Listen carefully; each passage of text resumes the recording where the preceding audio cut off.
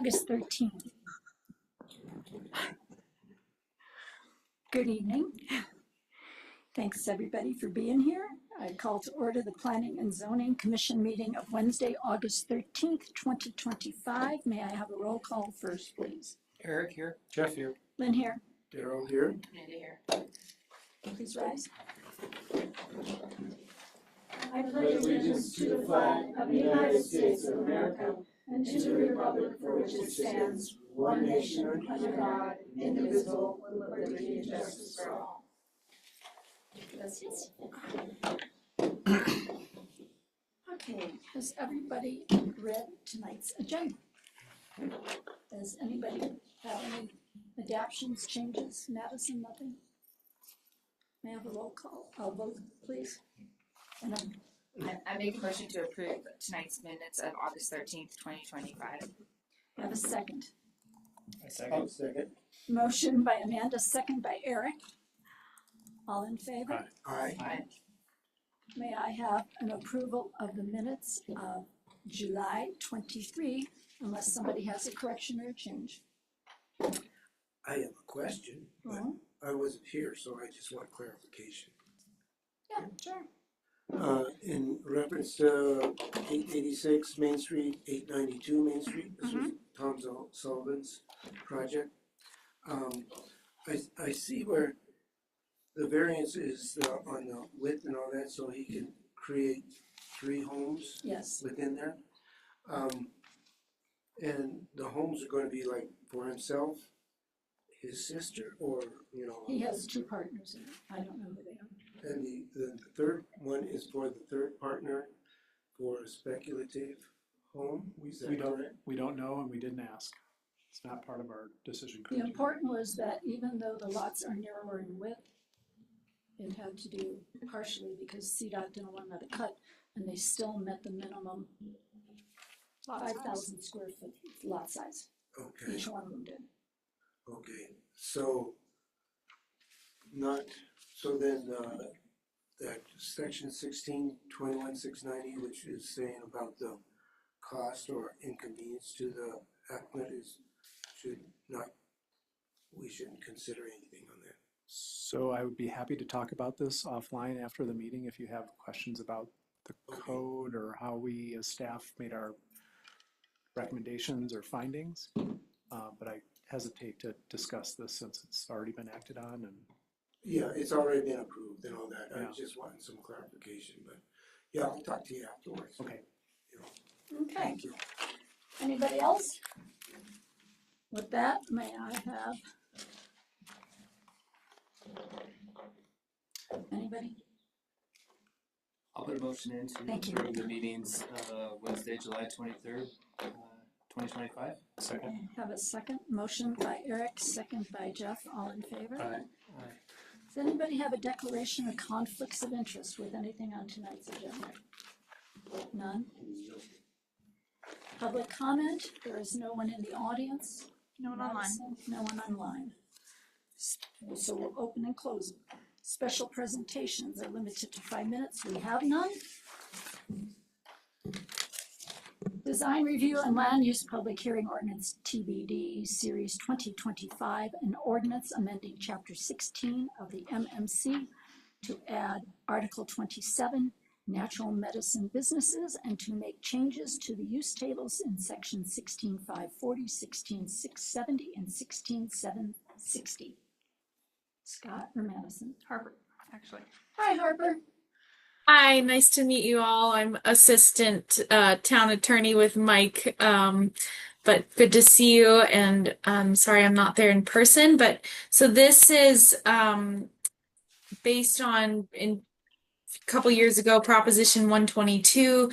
Colorado voters approved legalizing the use of psychedelic mushrooms, psilocybin mushrooms, and for people who are 21 and older, and it's subject to state rules and regulations, and under the Colorado law, local governments cannot entirely prohibit natural medicine businesses within the jurisdiction, but can regulate the time, place, and manner and place restrictions on those, including distance requirements, timing of operation, location of the different types of businesses within the zone districts. And so this ordinance kind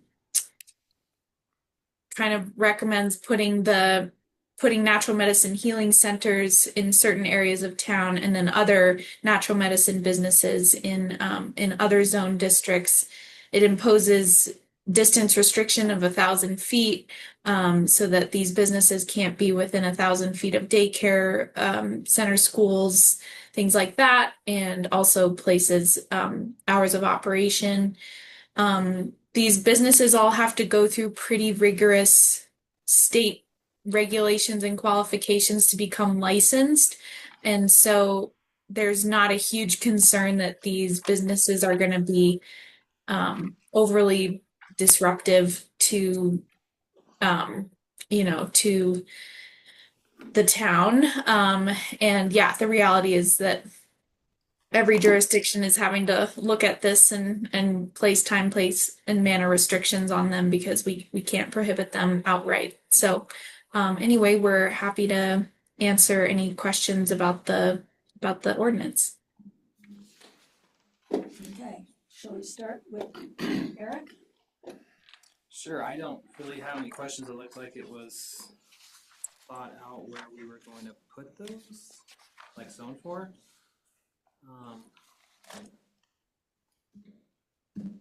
I'm okay. Jeff? How much room do you need for one of these businesses? Do you know what the answer is? As much room as possible. God. Sorry, You looked it up? Sorry about that. Should that be in the recitals of the ordinance? I want that strictly from the record. Nope, I'm done. Did you really look it up? Welcome to Minturn, Harper. Yeah, My kids give me dad jokes every day. that's great. That's great. No, Gotcha. it's not. It's very but I thought it was appropriate. Yes, I have one question. And section 1627-4, additional limitations.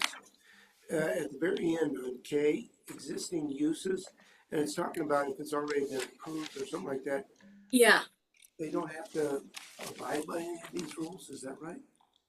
Yeah, which I don't think that applies in Minturn because we haven't had a natural medicine business license from the state already existing within town limits. But this is because this provision is in there because by law we have to allow any,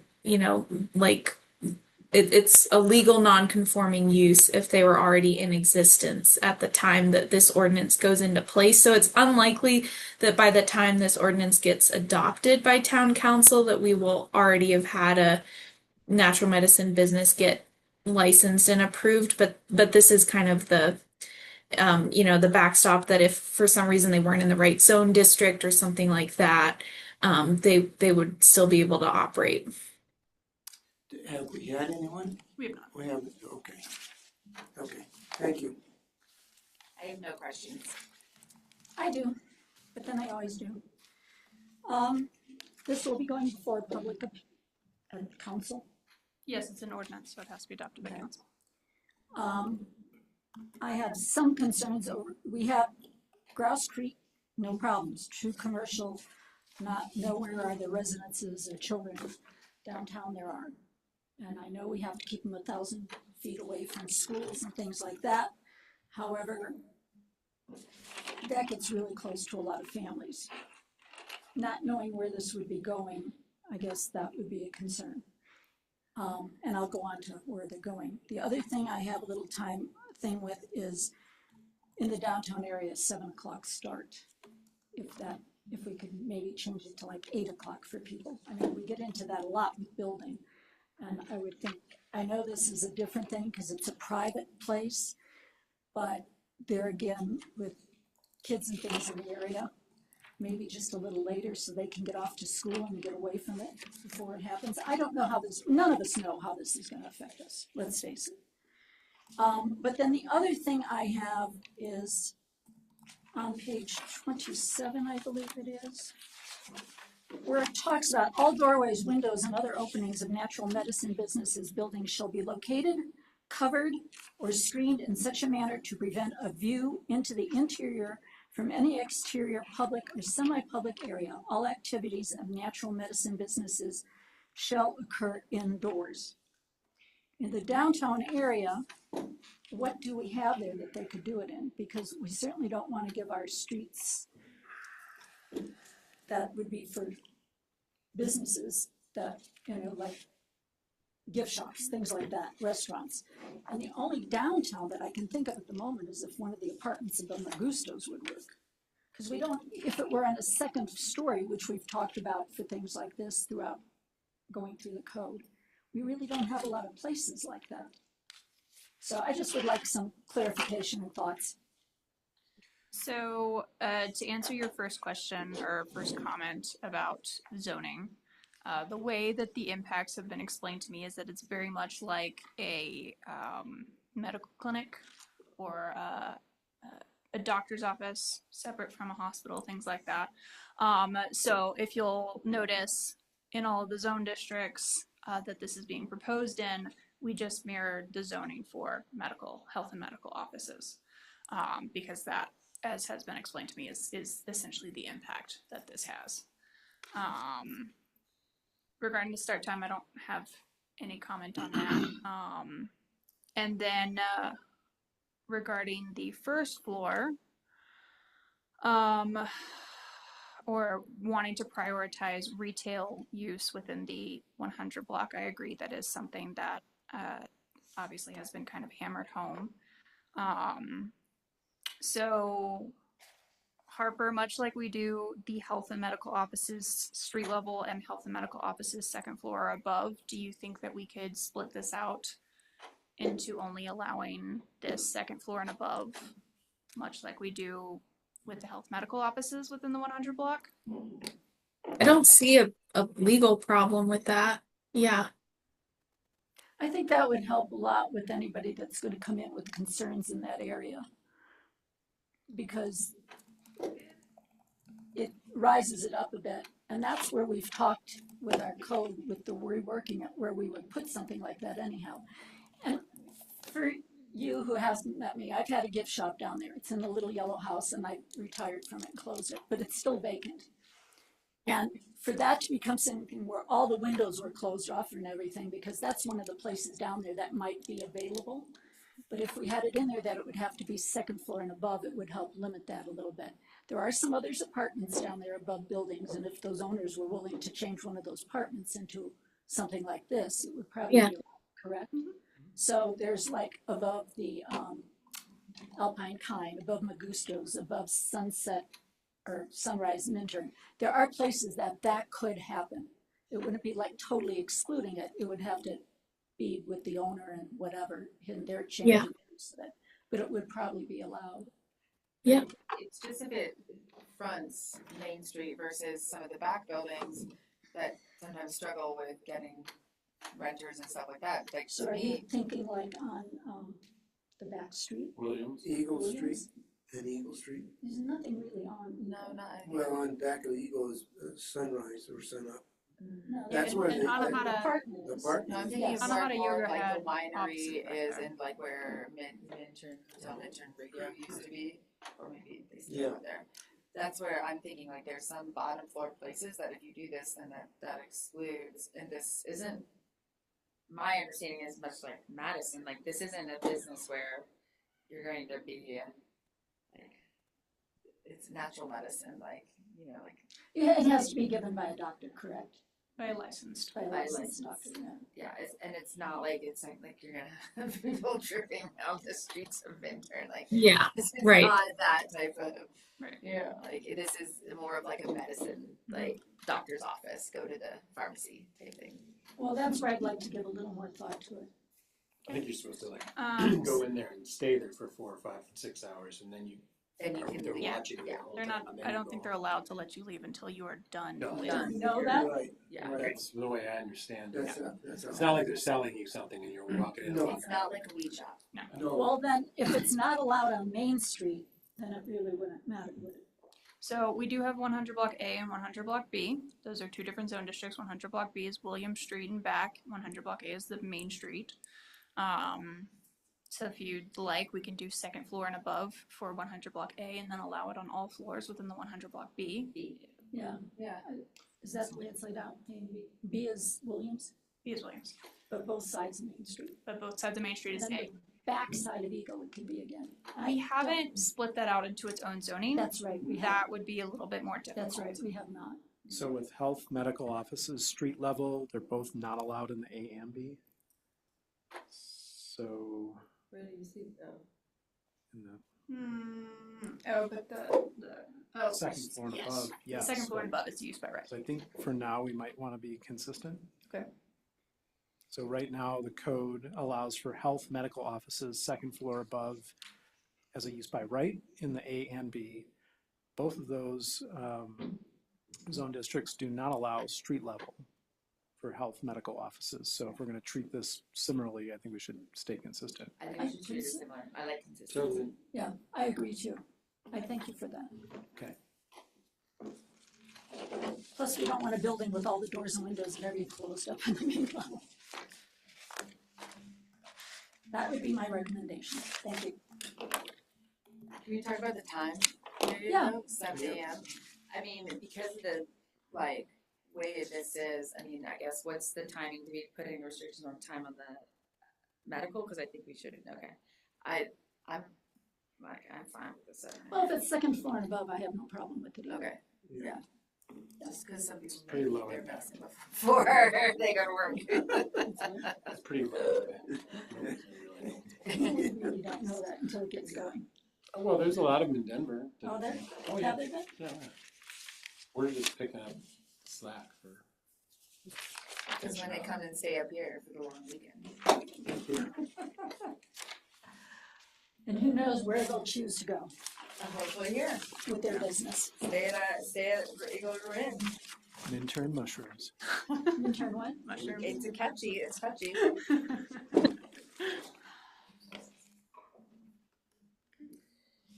So, Okay. Vote on it?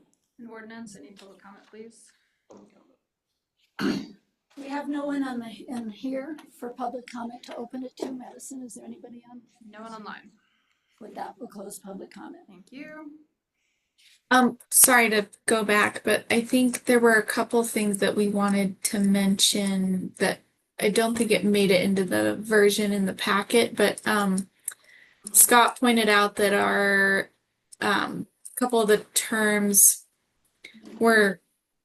did not align with the terms that we have in our code for currently under section 162740. It says child care center and residential child care facility, but we wanted to make that consistent with our code and say daycare center and family child care home, I believe is the family child care home. So those would be changes, and then because the land use code is going through an update, write in some language that that it's, the zone districts and where these are located are subject to, amendment. We really don't have any place at the south end of town yet, do we? We have commercial zones. And so the way this ordinance is written, obviously, because it has to relate to our existing zone districts, I was just suggesting that as we're listing Grouse Creek, character area, commercial zone, Southtown, character area, commercial zone, we might then say as may be amended from time to time, because we're about to amend those within the next 2 to 3 months. So it's not automatically dated, and maybe it's redundant, but that was the nature of my suggestion for this ordinance. Does that work? Yeah. On a draft that wasn't able to make it into packet, so I think we just wanted to So when this is corrected or amended and that draft is out, will that come back before us and go directly to council? Correct. So we need to include those In the motion. in our motion. Please. I'm looking, huh? In our motion, in our motion. So would somebody like to do that? I make a motion to approve ordinance number 221 series 2025 with the changes to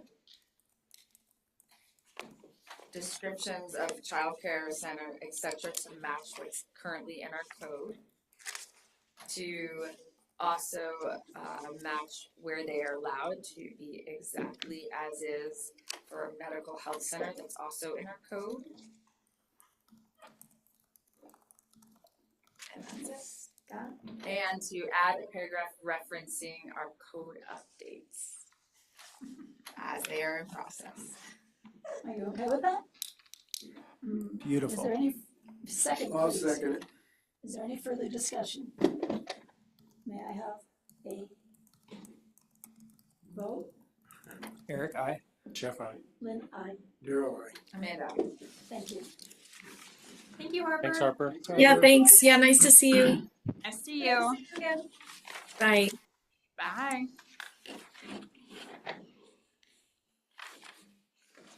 And that's all. Okay. Is Matt here tonight? Next, discussion direction items, Minturn forward, land use codes update, review draft Article 3 zoning regulations. Matt? Hello? Good evening. Excuse Good me. evening.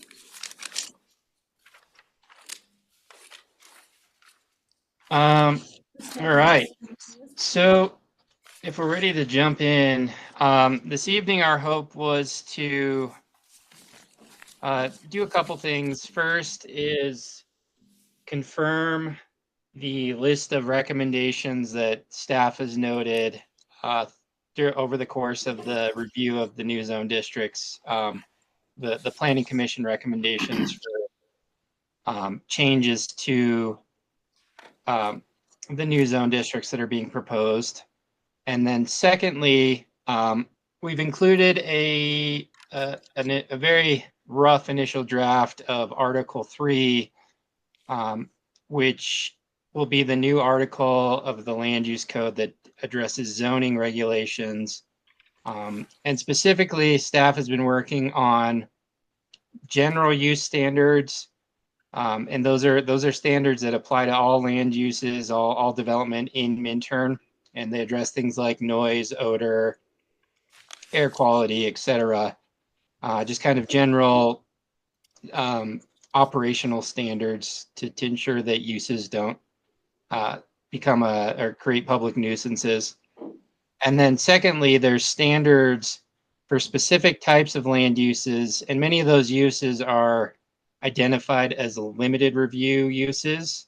So the limited review use process will be an opportunity for the town, specifically the planning director, to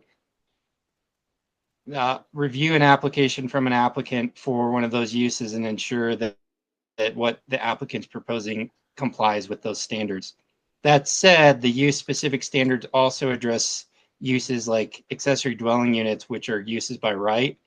And so that still means that like an accessory dwelling unit, just because it's a use by right, it doesn't get to ignore those standards. It still has to comply with those standards, and that will likely be addressed through the design review process. So I guess to get the conversation started, there was a list of recommended changes in the memo that was included in your packet for the different new zone districts. I can walk through these if you'd like, or if you guys have reviewed those and have any suggested changes, or if there are no changes, we can move forward. But does anybody need to read them? Anybody have anything? I have a question. Okay. Have the recommendations from the open house been included in this or been applied? Because under mixed use 3, I know there were many people here from Pine Street who did not want that on Pine Street. And I don't see that in here anywhere. And I believe there was another one on Main Street, was there not? In the 500 block? Yeah. I don't know, and Matt, if I could just jump in real quick, those are specifically not in here because they're not planning commission comments. These are just a review of your comments. I think we have reviewed the comments that we received from the public. I think we're going to take action on those that we can take action on, amending the map for those areas or moving forward as we actually get into adoption later this fall. And pointing out, as a result of some of our public input that we received, staff is recommending to council that this area not be mixed use 3, but rather it be something else, right? So those have not gotten forgotten. They're just not showing In this particular? Yeah. Okay. Yep. Okay. I will note, just to add on to that, if the planning commission feels strongly about any of those comments that the public made, and wants to include those or sort of provide us with recommendations, I think that's fine to do as well. I just wanted to make sure they weren't forgotten about in this. But as Jeff said, this was just from the commission, so that's okay. But I appreciate it. Jeff has a question, Matt. Well, it's not so much a question, just kind of what Scott had just said. There's nothing in here about our R2 zone, and I know that Daryl has been gone from a couple of the meetings where we discussed this, and I know that I've talked to some of my neighbors in the Southtown Residential North area where there's about 9 homes. And I do know that there's quite a bit of opposition to the setback changes as well as the lot size changes. And so I don't want to get bogged down in it tonight, but I just want to go on record to say that I know there's going to be some opposition to that. And I don't know when is the pertinent time to put it in there, but I know that it is going to be an issue. Was that not you saying that in the minutes? It's in the minutes. It's in the minutes, but you mentioned it. Well, just because it was in the minutes doesn't mean that there was direction to do that. Jeff was the only Gotcha. one. Okay. So you would like that to be in directions? I want it to be, there's some further discussion about it. Right? Yeah, it says that we're gonna have a separate discussion on building heights for MU3, which I'm We're intending to do that tonight. but Michael's not. Yeah, we'll do it. Yeah, no, I agree. I didn't get the idea we were doing heights tonight. Okay, so those are 2 direct yours. Spinning off a little bit what Jeff was saying, also on the uses, the conditional uses in R2 as well, like the bed and breakfast and stuff like that. There's a question on the traffic in that little roundabout. It's basically a roundabout, and was concerned about that with the neighbors as well. If there's a lot of traffic going in and out as a bed and breakfast and what have you. At the end of your street? Yeah. Well, that's just kind of the thing is that's part of, I guess my concern is there's one access off of Highway 24 that serves 9 homes. And basically the majority of it is you guys have your own HOA. Mm-hmm. So 6 of the homes or 7 of the 9 have their own HOA and they own the road and they own the easement to the road. So it's a private road. And I just feel like there's some ramifications that come along with what you could or could not, if you change the zoning to allow certain uses that the HOA doesn't necessarily agree to. I don't know how that works, but it doesn't necessarily affect me at my house, but it certainly affects you. And it's just such a unique subdivision that was the biggest parcel that's owned there now currently is the original owner who subdivided the whole, well, it's the heir of the, Yeah, it's the heir of the original owner who subdivided the whole parcel into 9 parcels. yeah, And Terry. yeah, the Hoaglands, and that's what's on the plat. But it's just, it seems kind of sticky, so I don't know. Yeah, going that same way, simply because the traffic in and out of that thing would be a lot, especially where you guys are at your end. Well, But anyway, that was concern from the neighbors up the block. okay, well, I guess if they want to provide comments, they certainly can. I guess the whole point of making something like that a conditional use is that there would be a public process and notification and an evaluation of whatever impacts come along with that use if in the future someone does propose that. That's how the process is supposed to work. Does So- HMO overrule? No, No. unless you have specific bylaws that would preclude someone from having a bed and breakfast within your HOA. Yeah, I don't know what, I'm not a part of that HOA, so I don't know what their think it HOA does. says, but Yeah, I don't think it does, but maybe that's something that they should look at. I get more concerned about the access. Like if it was all, if they could get their own CDOT access and come in off of there, that would be one thing, but there's only one access and there's never gonna be any more access. Yeah, and so I totally understand, but please keep in mind that this is not just applying to your neighborhoods, it's applying to other places in town. So when we combine these zone districts and we try to do our best to say, okay, what's the most appropriate setback, not just for your neighborhood or your lot, but for every lot that's going to be affected, what are the most appropriate uses or conditional uses that could happen in the future but require a review process? It's I get it. What is that? This just kind of, it falls, to me, it falls kind of similar to what's going on in Pine Street where throwing Pine Street into that same zone district doesn't work, and I don't know that throwing those 9 homes into the zone district works I either. mean, it's not like people are unhappy with the situations where they live. We're doing this more to squeeze down the zones. So that becomes an issue.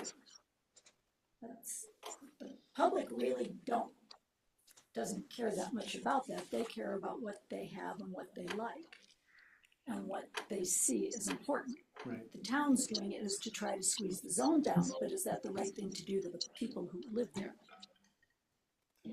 I mean, that's where I see it. I had one other. Yeah, go ahead. And this is more on definition, I guess, or term. Going through the little zoning map and all that kind of stuff. I can't find this Harry Potter type operation. Makerspace? Makerspaces? That just doesn't sound like a very good term. Okay, well, We leave it Grouse Creek Center. yeah, so that's Grouse Creek Commercial, and the reason why we are suggesting makerspace is to encourage what's already there, people that have light manufacturing type businesses, coffee brewing mixed with retail, encourage that moving forward. Less glass blowing. Plus glass blowing, yep. That's what? Glass blowing Glass blowing. and clogs. Yeah, it's amazing. Yeah. Yeah, he's really good. So Isn't that out there? makerspace That's what it zone is. Oh, is, I'm talking down, we're talking Grouse Creek Center. it just doesn't sound Yeah, it doesn't. right. It's okay, it describes it, yeah. But is there another term? Light industrial or It's pretty trendy everywhere. is it Yeah, makerspace? yeah, absolutely. I just visited there.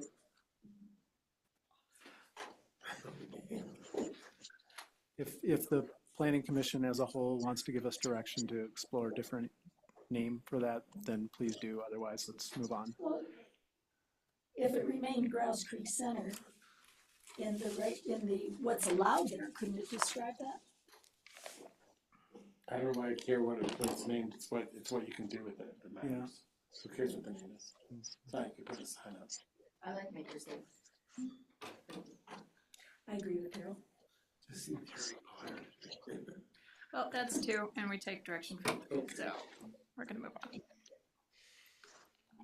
Anything else on, the only thing I wanted to bring up is Matt listed one of the recommendations or direction was that staff was to provide an analysis of other properties in the Civic Zone District to inform potential changes to the building lot coverage and impervious surface requirements. We are not going to do that. We do not have time to do that. We don't have the bandwidth. We need to keep moving on, getting this adopted, so. Where was that? A lot of those today already. Yeah. Not very fun people tonight, are we? Ooh.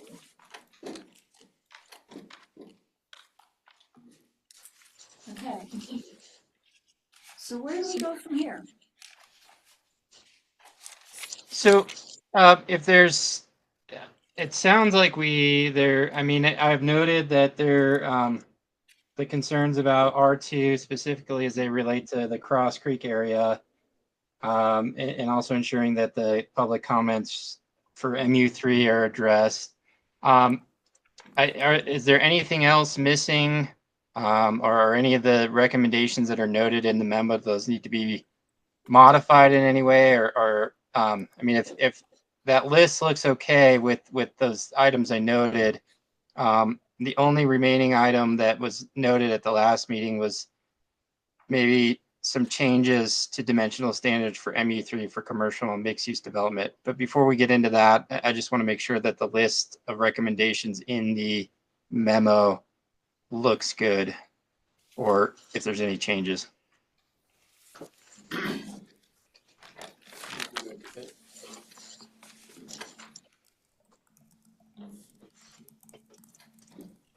What's going on with 761 Main Street?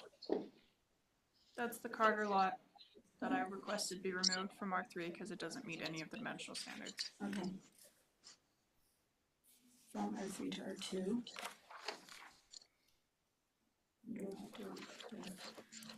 I'm okay with the other recommendations. Anybody else have anything? No.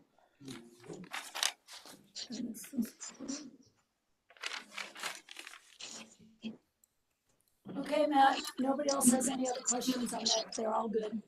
Okay, thank you. So at the last meeting, there was some discussion about the mixed use 3 zone district and maybe looking at a smaller or reducing the minimum lot size and maybe increasing the maximum building height for to encourage commercial and or mixed use development. I think that was the discussion sort of at the tail end of the meeting, and at least from my perspective, I don't think there was any direction that came out of that discussion. So we just wanted to note that and see if there's any interest in discussing that, and if there's a recommendation from the Planning Commission that would be helpful for us to have, or if there's no interest in discussing that, we can keep moving forward. So Amanda, do you want to go first? I was not here last week. I think the feeling is, and I'll just be pretty blunt, that you're putting mixed use 2 in front of mixed use 3, which is primary residential. So you're basically almost like we used to be the same as mixed use 2. And again, I'm speaking to only my street, which I probably shouldn't be doing, but it's the primary. Probably, you know, so it's just, it feels like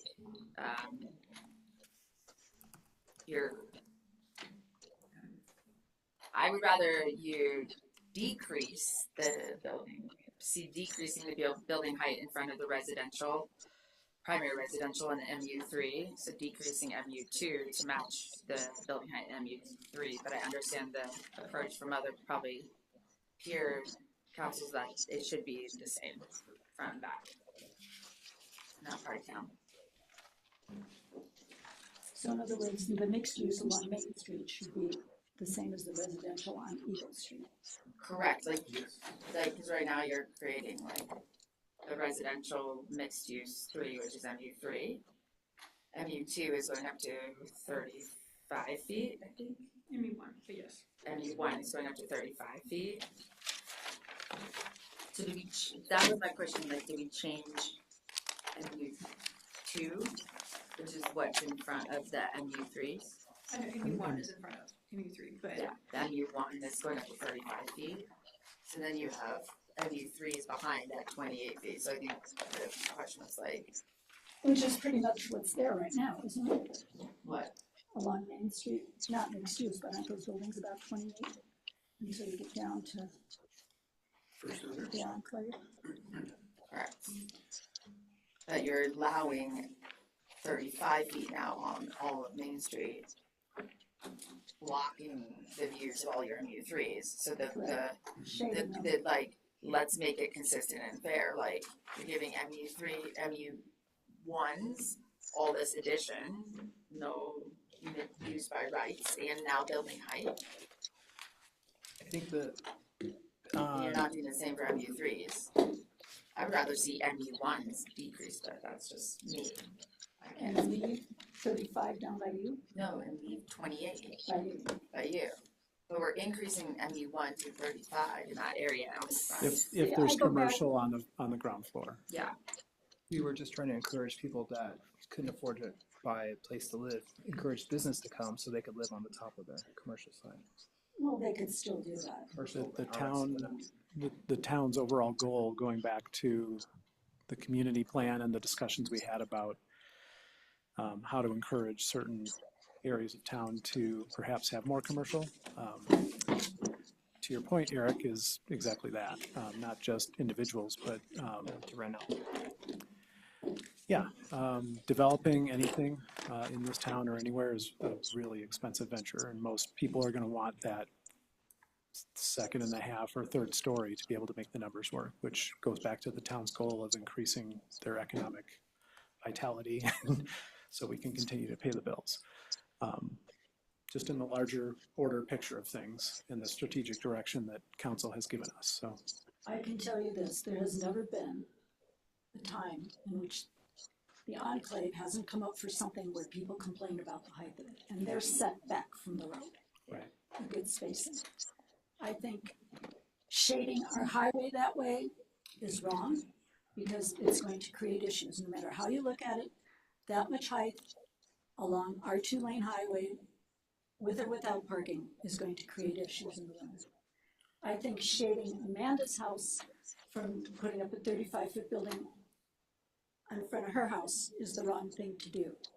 I agree with it. I agree with the residences behind there and the 2 stories. Why shouldn't the in front of her be the same?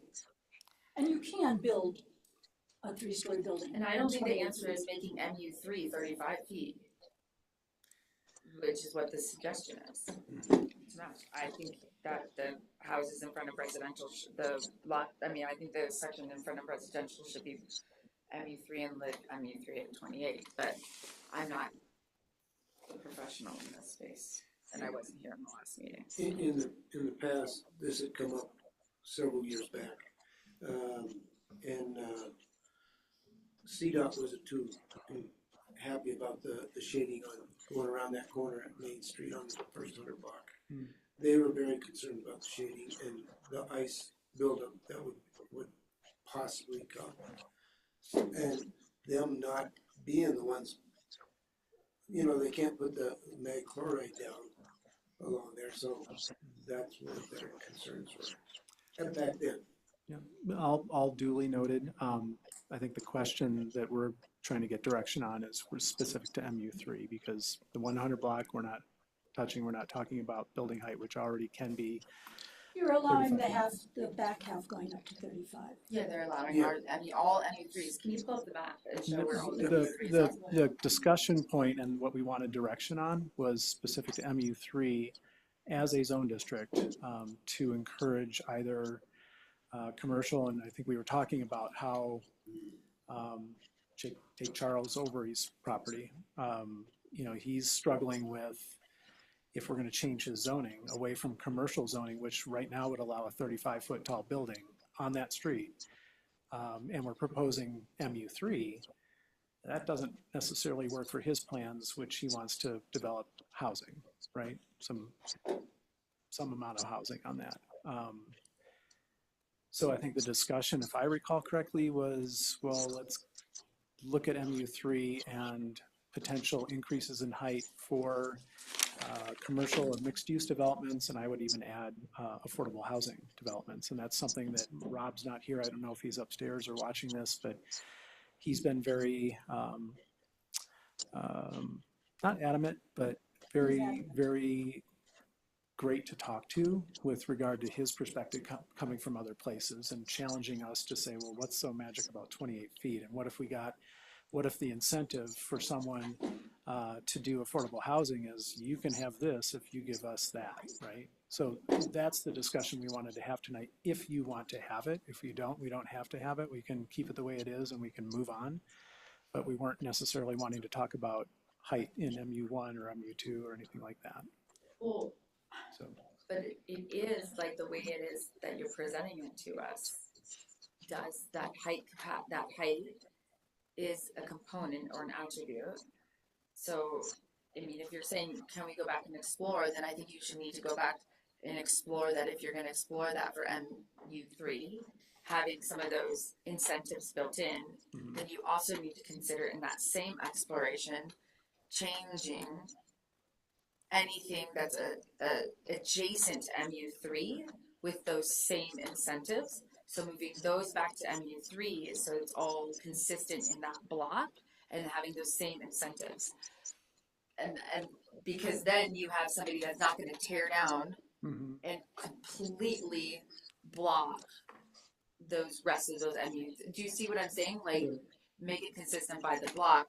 So anything that's adjacent to an MU3, make it either an MU3 with those same incentives would be my. So the only place where there's an MU3 next to an MU1 is right there. Correct. Right? That's exactly those both. And the MU1 is, you can do 35 if you have commercial on the first floor. So there are those incentives. Okay. That's why we wanted to ask the question, do you want the same types of incentives to apply to MU3? And keep in mind, just to remind everybody that why we got here, in just generally talking about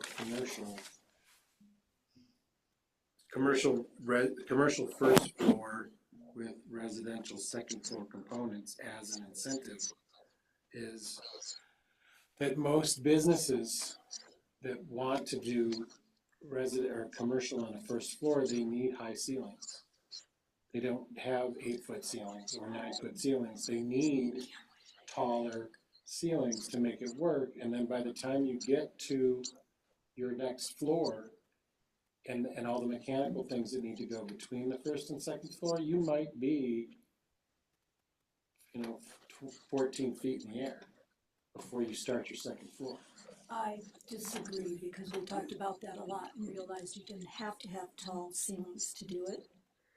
I also remember going to a DDA meeting in Colorado Springs in which they gave us a booklet which showed that you could do what do they call it, makerspace type business on the lower floor with living quarters behind it or processing center behind it or making center. In other words, like, what was it down, Minter Mercantile was a good example where they had the gift shop in front, but he made it in back. So you could have a business that did that with perhaps somebody in back making it or living back there and living on the second floor also. And you can do a 3-story building in 28 feet. It's been done in this town. I see the disasters that have happened to people per se, where they have a residence behind those buildings, losing all kinds of the things that made them buy that house. There's a little house on Main Street, on Pine Street, again, on the corner. That has been there forever. It's a third generation person. They put up the scarab in front of that building. Now they look at trash compactors or trash cans and parking and go straight up. They've completely lost the entire Main Street, the views of Lion's Head. And that has been brought up many times at meetings on how people didn't like that.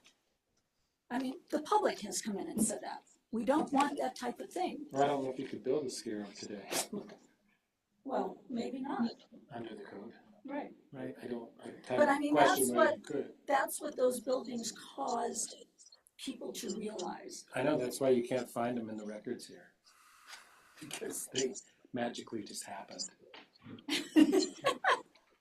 I'm serious, I'm not joking, like, the enclave is the enclave because you can't find why You know, it was allowed to be built that high. And you couldn't do the enclave today. Because it doesn't meet the code. It's a non-conforming building. and nobody has ever liked it. Because it was a non-conforming building. It was not built to the town standards. You know, right now, and I know Madison knows about this, and it was said at a public meeting. I don't know if Eric was here. So it's not like I'm giving away secrets. There's a building that's sold on Main Street that a gentleman came in here and asked if it was a possibility to do a small grocery store on the bottom level with apartments above, 2 apartments above. It was, you know, I mean, so there is somebody thinking about like what you're saying. Whether that ever happens, who knows? But what is that block zone? I don't know what you're talking about. Where are you talking? MU1. MU1? Where? 200 block? But, I mean, back to the whole point of whether or not, like, right now, what Scott's saying is that MU3, you, in the current zoning, and MU1, you can do up to 35 feet if you have residential on the second floor and commercial on the first floor. Well, but that goes back to Old Town Residential Pine Street where the people don't want that. So how are you gonna work that into, then you've got the one business there that is questioning what to do. They don't wanna keep it commercial, from what I understand. They want to make it residential, but they would like to maintain that extra height. And that's not, if you take MU3 out of there, which people want desperately. They want mixed use. I would want mixed use 3 on Pine Street to disappear. To me, it makes no sense. We understand. Well, I'm just gonna keep repeating. So how do we deal with that one specific property? And from what I understand in the past, that wasn't commercial, and then it became commercial, and now you're up in the air as to what to do with it, correct? We have to walk a very fine line between spot zoning individual lots, and Matt, you can jump in anytime. I'll parrot what you have reminded Madison and I, that we need to be cognizant of these individual properties, with whether it's Mr. Overy's or Mr. Leahy's and their particular concerns and requests for us to help them with their zoning. But we cannot singularly focus on those lots, and we have to do what's best for the entire area and for the town. So And if that I don't know, that's not an answer. I don't know where we're going with it. If that lot were left commercial, just that one lot, because it already is residential allowed to be built on it? I don't know that Probably it's not. maybe employee housing or an accessory apartment. If it changed MU1 instead of MU3, you could do multifamily. Mhm. How close is MU1 to touching that? It's catty corner. It's this. So Charles Overy's is this darker pink, and MU1 is this lighter pink.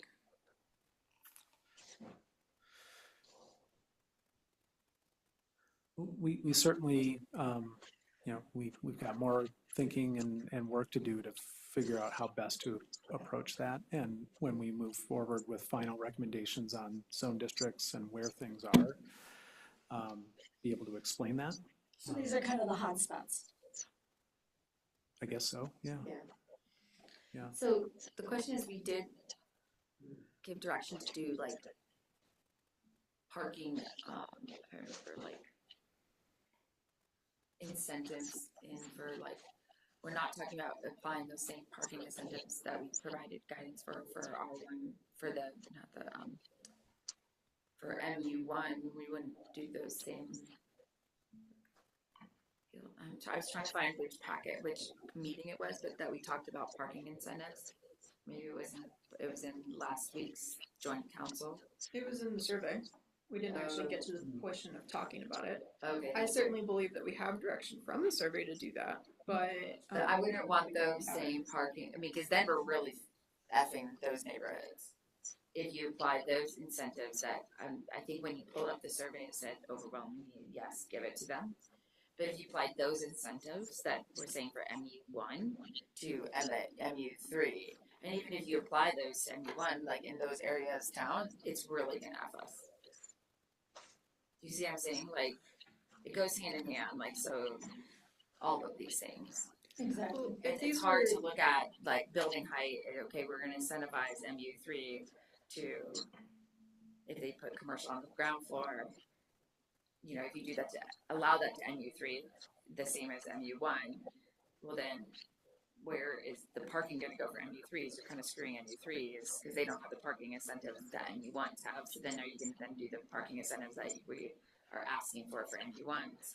Because then you're really just messing. I mean, I'm just being honest. Like, there's not the increase of volume in some of these spaces that we're talking about is going to run current residents away. Well, So and they may be fine with that, but neither one of you lived this type of a situation, let's face it. And I went to the 500 block the other day to visit someone, and everything was yellow line. There was no parking down there. And if that were to go to MU3, and then where are you putting the parking on the backside? And then That's what I'm saying. Yeah. Like, so like, if that's what I'm saying, like, so you're gonna give MU3s, you're considering giving them the 35 height if they do a commercial on the bottom, but then there's parking. And we've already said, well, give MU1s incentives and move the parking elsewhere so they don't have to supply their I parking. don't think anyone has said that. No, we're not. That was in the there. survey. It was the survey, but- The survey, but that was, we haven't gotten official direction, but. No. that- And those discussions need to be had when we talk about. In line with this though. Well, I hear you, but that's not what we're asking, and that's not what we're talking about. We're not talking about parking standards. We haven't gotten there yet. We don't know if that's going to happen. Incentives for different types of use, and you bring up the point which led to the identification of that particular neighborhood as MU3 rather than keeping it MU1 effectively, because there is compromised access. There is no parking in that neighborhood. So we were trying to find a reasonable approach to allow for a mixed use to continue from a zoning perspective, and a shorter list of potential mixed uses or commercial uses that might be appropriate on that block and other places in town.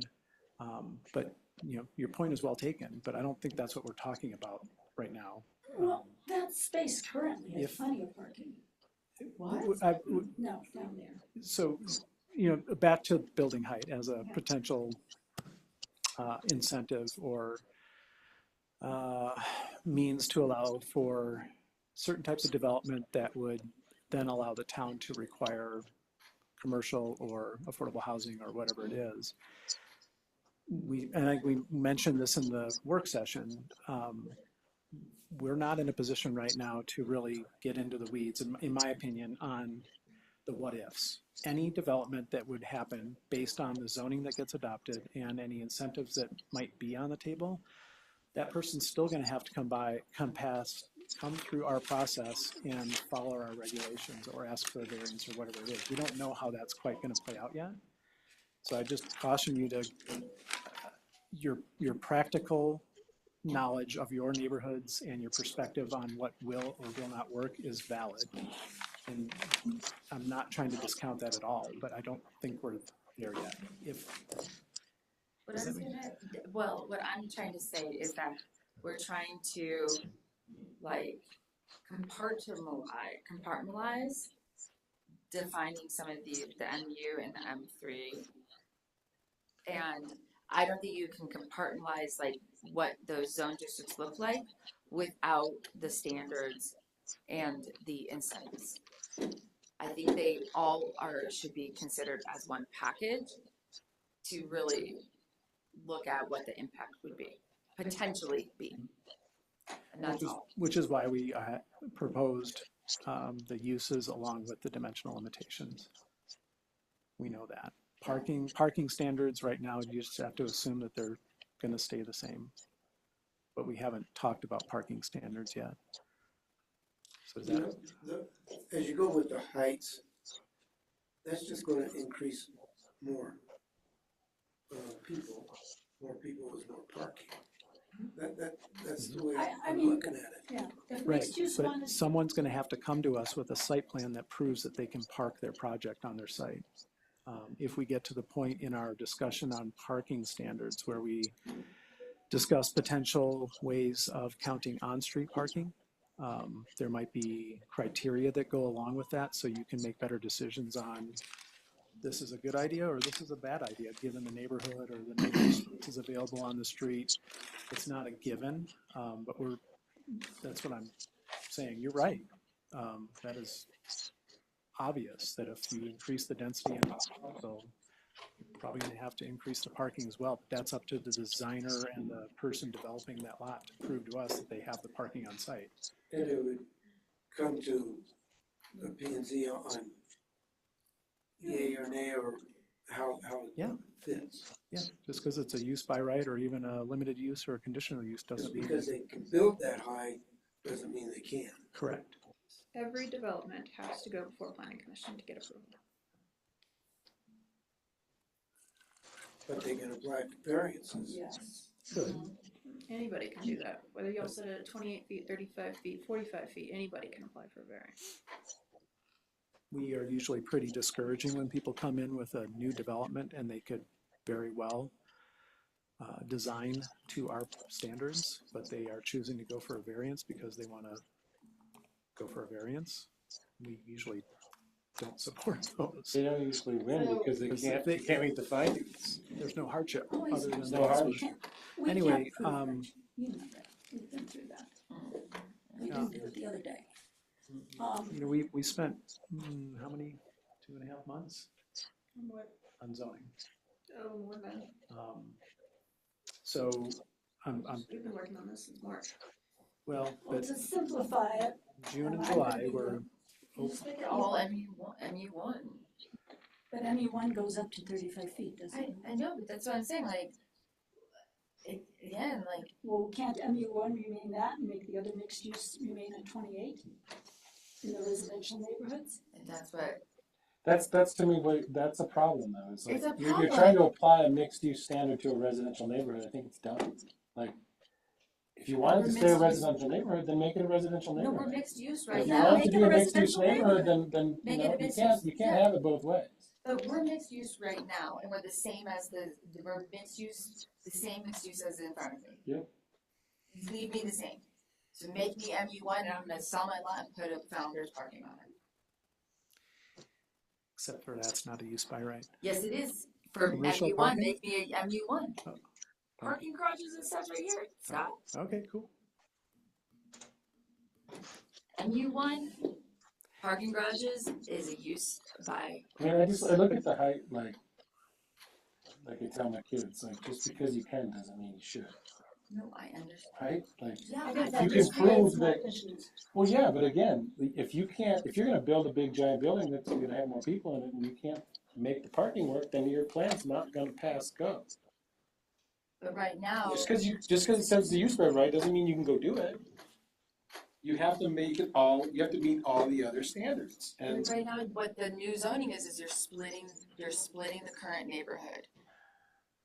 You're splitting the current neighborhood, which is today is zoned. Those neighborhoods right now currently are not mixed use, are they? They are. Yes, They are. 100% we're mixed use, and my house Oh, is you mixed. are? Okay. Yes. they all, the neighborhood is. Yes, we're all mixed use, but you're basically upzoning like the front of it on Main, and you're leaving us like, and so just make us equal, keep us equal, Okay, or like whatever. so if the planning commission, if we have 3 members that want us to revisit that particular area of MU3, we're happy to do that, but we've spent 2 months of open comment period on zone districts, and we've given you 3 meetings to talk about zoning, which is great. If you want another meeting, we want to rehash the whole thing, I'm happy to go to Rob and ask him if he wants to spend time doing that.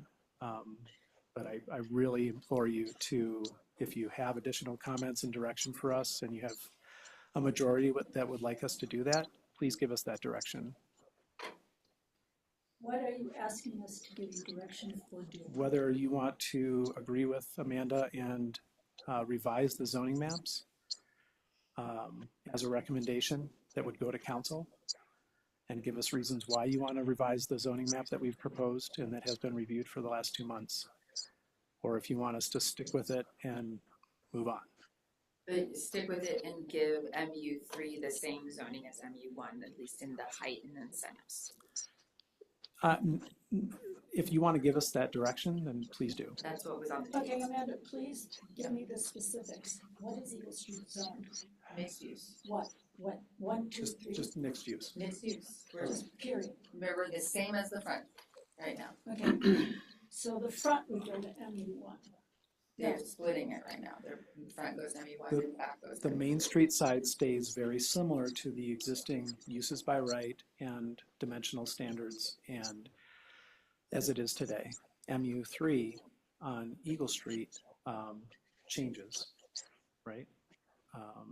There's fewer permitted uses by right. There's fewer permitted uses by conditional use, and there's a lower building height.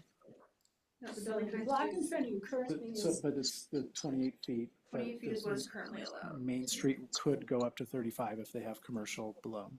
The only question before you tonight, which was circling back to a comment or I don't know where it came from, Matt.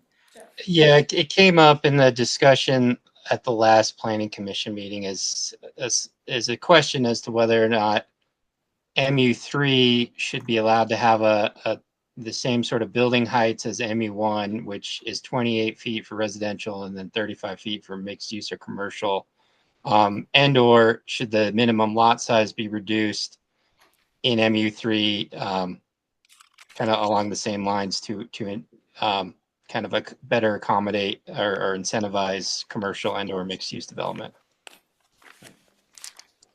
So if you have direction on that, that would be helpful. But Amanda, isn't what is on the table right now, if someone in MU1 wants to build a first floor commercial with second floor residential, they can do that up to 35 feet, correct? Right, and they can put a parking garage in. And if someone wants to do it in MU3, they can do it too. No, right No, now currently we in can't. So 28 that's what's feet. on the table. 28 feet is what's being proposed. Y'all requested the last meeting to talk about bumping it to 35 feet. And you're saying now, I'm saying that right now, this residential, this mixed use right now today is all the same. And what the new zoning map has done is it's split it from the lots that are on Main Street are now MU1. and they can go taller. That can go taller, that have all these new incentives. If They they have do, all this, yeah. yeah. And the lots that are behind them are going to go to MU3, which is very similar to what we have now. So we're not getting the additional use by rights, we're not getting everything, but we're gonna feel the pain. If someone in front of you builds taller. If somebody proposed, But they could do that it's used by today. right, it's used, no, they can't. Today they can't. Today it's just mixed use and we're all the same. And they can't go to 35 feet today. They can't? No, 28 feet. 28 feet today. But they've increased it for MU1 and they haven't increased it the same for the back. So either make us all the same as we are today, or like just keep us the same. So I mean, I'm gonna go on record and say that the amount of work that's gone into allowing the uses on Main Street to go to 35 feet was a lot of work, and for good reason. So I don't support keeping Main Street the same at 28 feet. I know you do, but I don't. And if everyone on Eagle Street wants to go up to 35 feet and they're all behind it, great. with the same mixed uses as what's in front of us. Because if I'm gonna have the ability for somebody to put in a parking garage by right, that's what it is. Municipal parking garage in MU1 can go now in front of me by right to 35 feet. It's municipal. Has to be done by the town.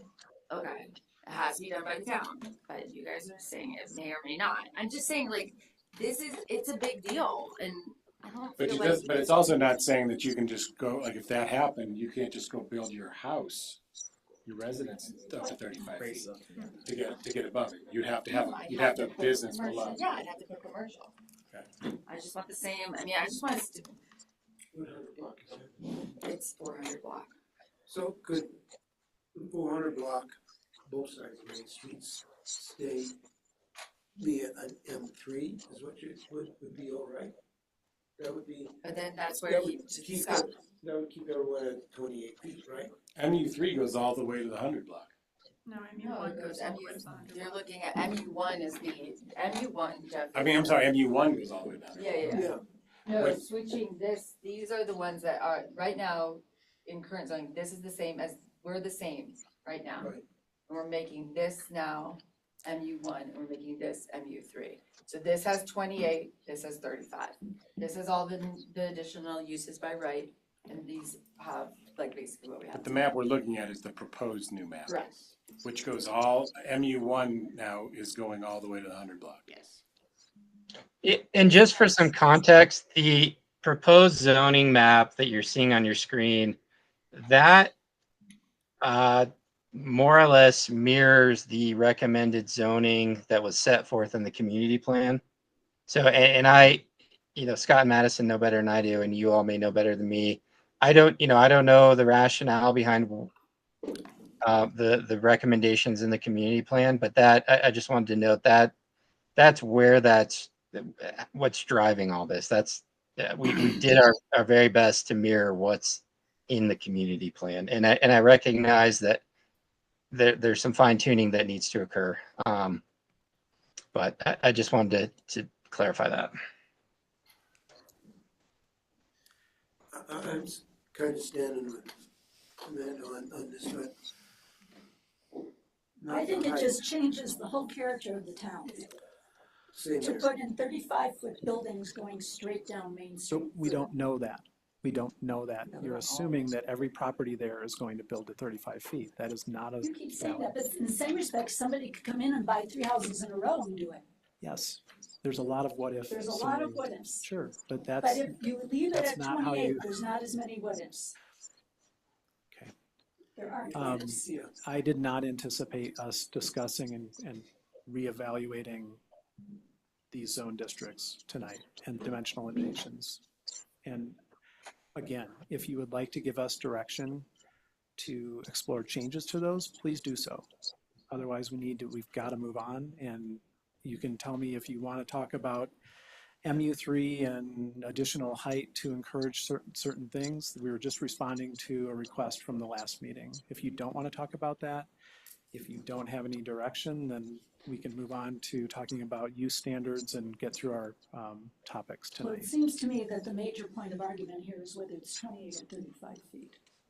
In Not uses that- and incentives, like, because if you're gonna give incentives to MU1, you should get the same incentives in MU3, like. We're not talking about incentives. I know we're not, but I'm saying that's why it should all go together. And incentives will likely, if it has to do with affordable housing or community housing, that will likely apply to the whole town, not just MU1.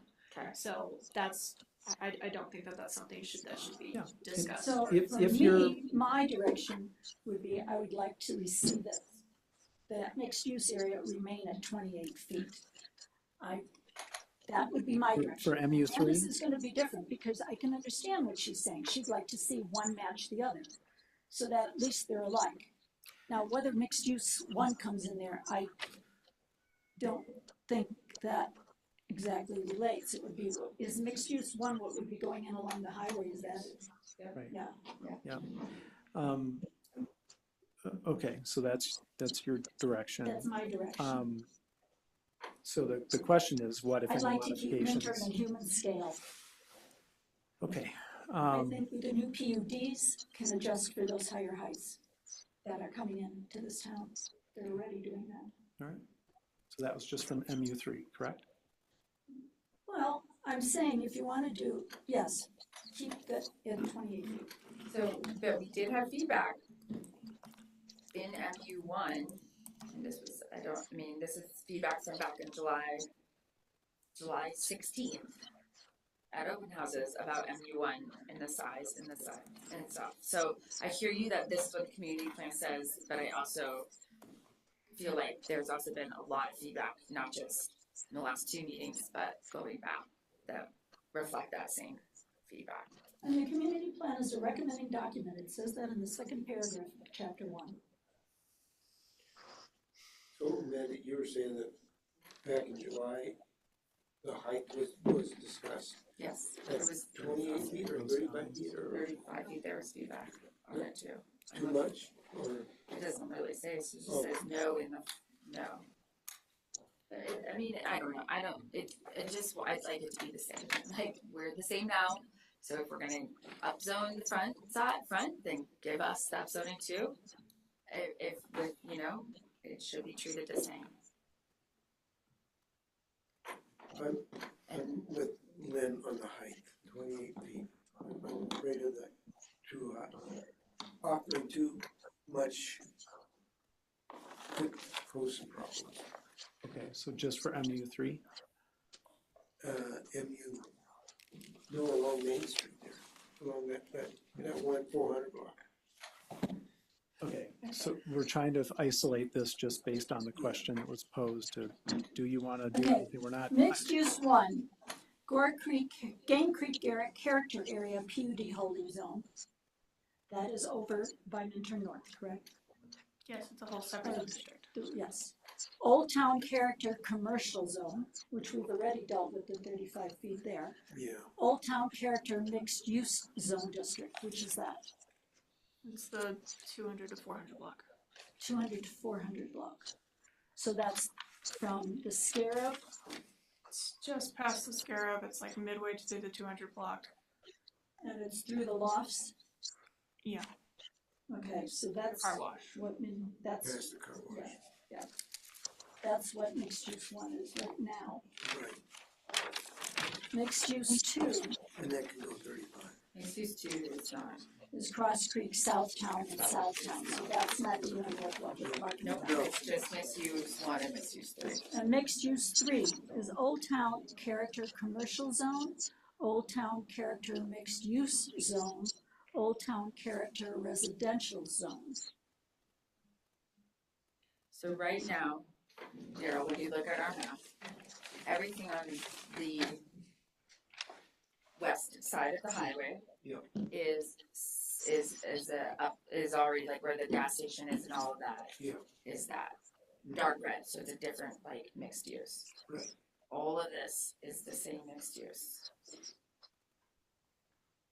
Okay. And what we're changing, it's changed. We're changing, we're matching this front to this, to across the street. Yeah.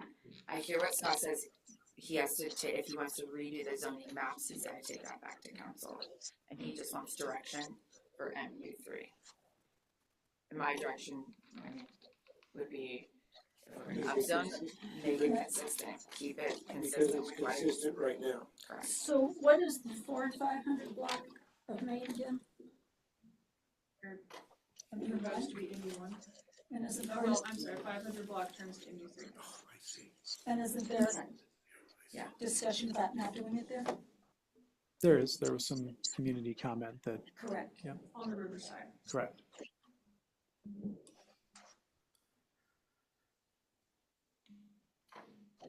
I'm still in that. I'm sorry, I'm not changing.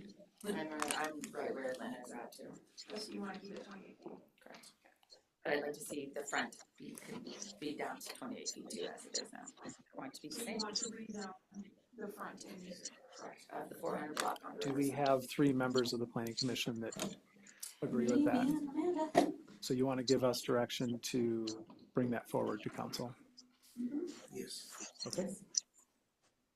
So, Considering the fact that we're not even sure if that's staying there. Okay, go ahead. Well, so just to be clear, you want the entire area, which is now split between MU1 and MU3 to be MU1? no, No. no, just 400 block of, I mean, because we've already heard the feedback from the 500 block Riverside from residents. Right. So, looking at the 400 block to be MU3 on the Riverview side in total, not split that block. If you're gonna split the block, then you gotta give everybody MU1 or give everyone MU3. according Make it consistent. to Amanda. Amanda. Sorry, no, I'm just saying to be consistent. Like it feels like I mean, it just is like it. I mean, I don't know. It's just like No, Scott, you don't know what's gonna happen in the future, but if we you don't. allow None it of us. and she doesn't get change, you wouldn't want that to happen to you. You wouldn't want a 3-story building going up before. How do you know what I want or don't want? And how do you And know you how I would already know handle that my it's gonna- that it's gonna responsibilities on a planning commission? But any more than you know whether or not it's gonna happen is what I'm saying. It's the same kind of thing. You don't know for sure whether it would happen or not.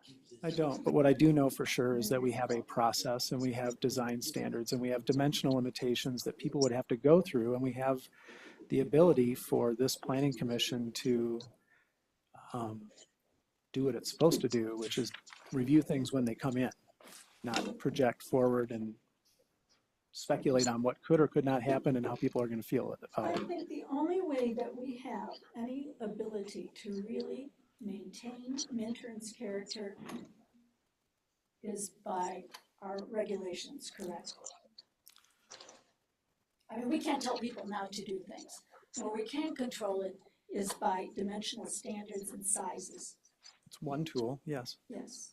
So that's where I'm going with this. To understood. be able to keep our current Minturn character in what is already developed, I see as keeping the height at 28 human scale, which is what everybody always says they want, human scale. All right, we've received direction and we'll move forward with that. I am frustrated, as you can tell, that we didn't have these discussions in July. I don't know We that we presented have this all of in the front of public us in comments July. to We didn't you. have this We didn't have information this in July. before July. Are you kidding? Yes, you did. Did we? So the first meeting in July, we talked about the things that we thought were going to go quick, and then this section got pushed to last meeting, and then this section on MU3 and July 23rd, right? correct. So it was July 16th, the Yeah. first discussion, and then last week, July 23rd, and then this on building heights got pushed to tonight. So I hear your frustration. I think we're all frustrated. Okay. But this wasn't a building height discussion relative to all the zone districts. It was a building height question specific to MU3 based on a comment that was made. So if the planning commission at the last meeting had said, you know, we're not quite comfortable with MU1, MU2, or MU3, and we want to revisit it and have another meeting to talk about it, that would be one thing. That's not what we heard. So I think, and that's why I've been pushing you for specific direction. So we can take that direction and I guess go reevaluate these things. Where that ends up, I don't know, but.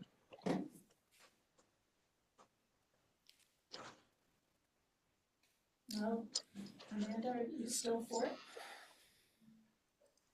I think staff needs to go look at making either MU3 at 35 feet with the same incentives as MU1, or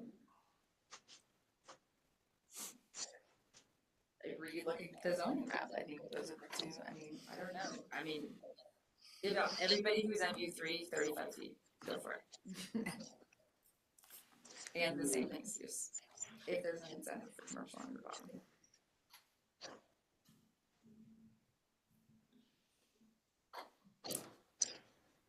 I don't know. I wasn't here last week. I would have spoken. I wasn't here. Did things going? I'm sorry.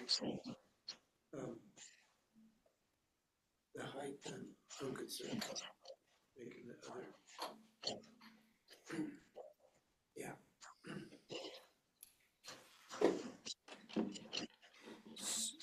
So back to the question of additional height in MU3. Did you get enough direction? No, I got direction to keep it at 28 feet and Yeah. change 400 block of Main Street to MU3 and just leave it at that. Okay. Is that direction, did I capture that direction adequately from all three of you? That's right. Okay. I don't agree with it, but Yes. But you also are a developer. You're also a builder. There's a difference there. You don't see it happening, all this growth happening down by you either. Okay. I just don't see any solutions for any low-income housing or for affordable housing, and I There is no lower income housing. Do you know what it's gonna cost to do that? Yeah, just we think know that people that moved in here 30 years ago, 20 years ago, were able to move in here because it was affordable, but people today just can't do that, and I don't see solutions for that to happen. But I don't see solutions for it to happen with increasing the height to 35 feet. And we've heard that loud and clear during the joint council with like the joint meeting with planning council, like the council. But no, again, as a developer, if we're gonna be talking about it, then if the way to pay for the building, or the majority of the building is in the commercial use downstairs, and you get some employee housing upstairs because it's cheaper to build that way, that's how you get it. And that was what's come out of years of community planning and right? It will put the cost onto the downstairs. Well, the building costs what the building costs. Right, but if you lower the price of the above, it will increase the price of the below. If you're putting a restaurant down there and you wanna put some of your restaurant workers upstairs, that's the way you do it.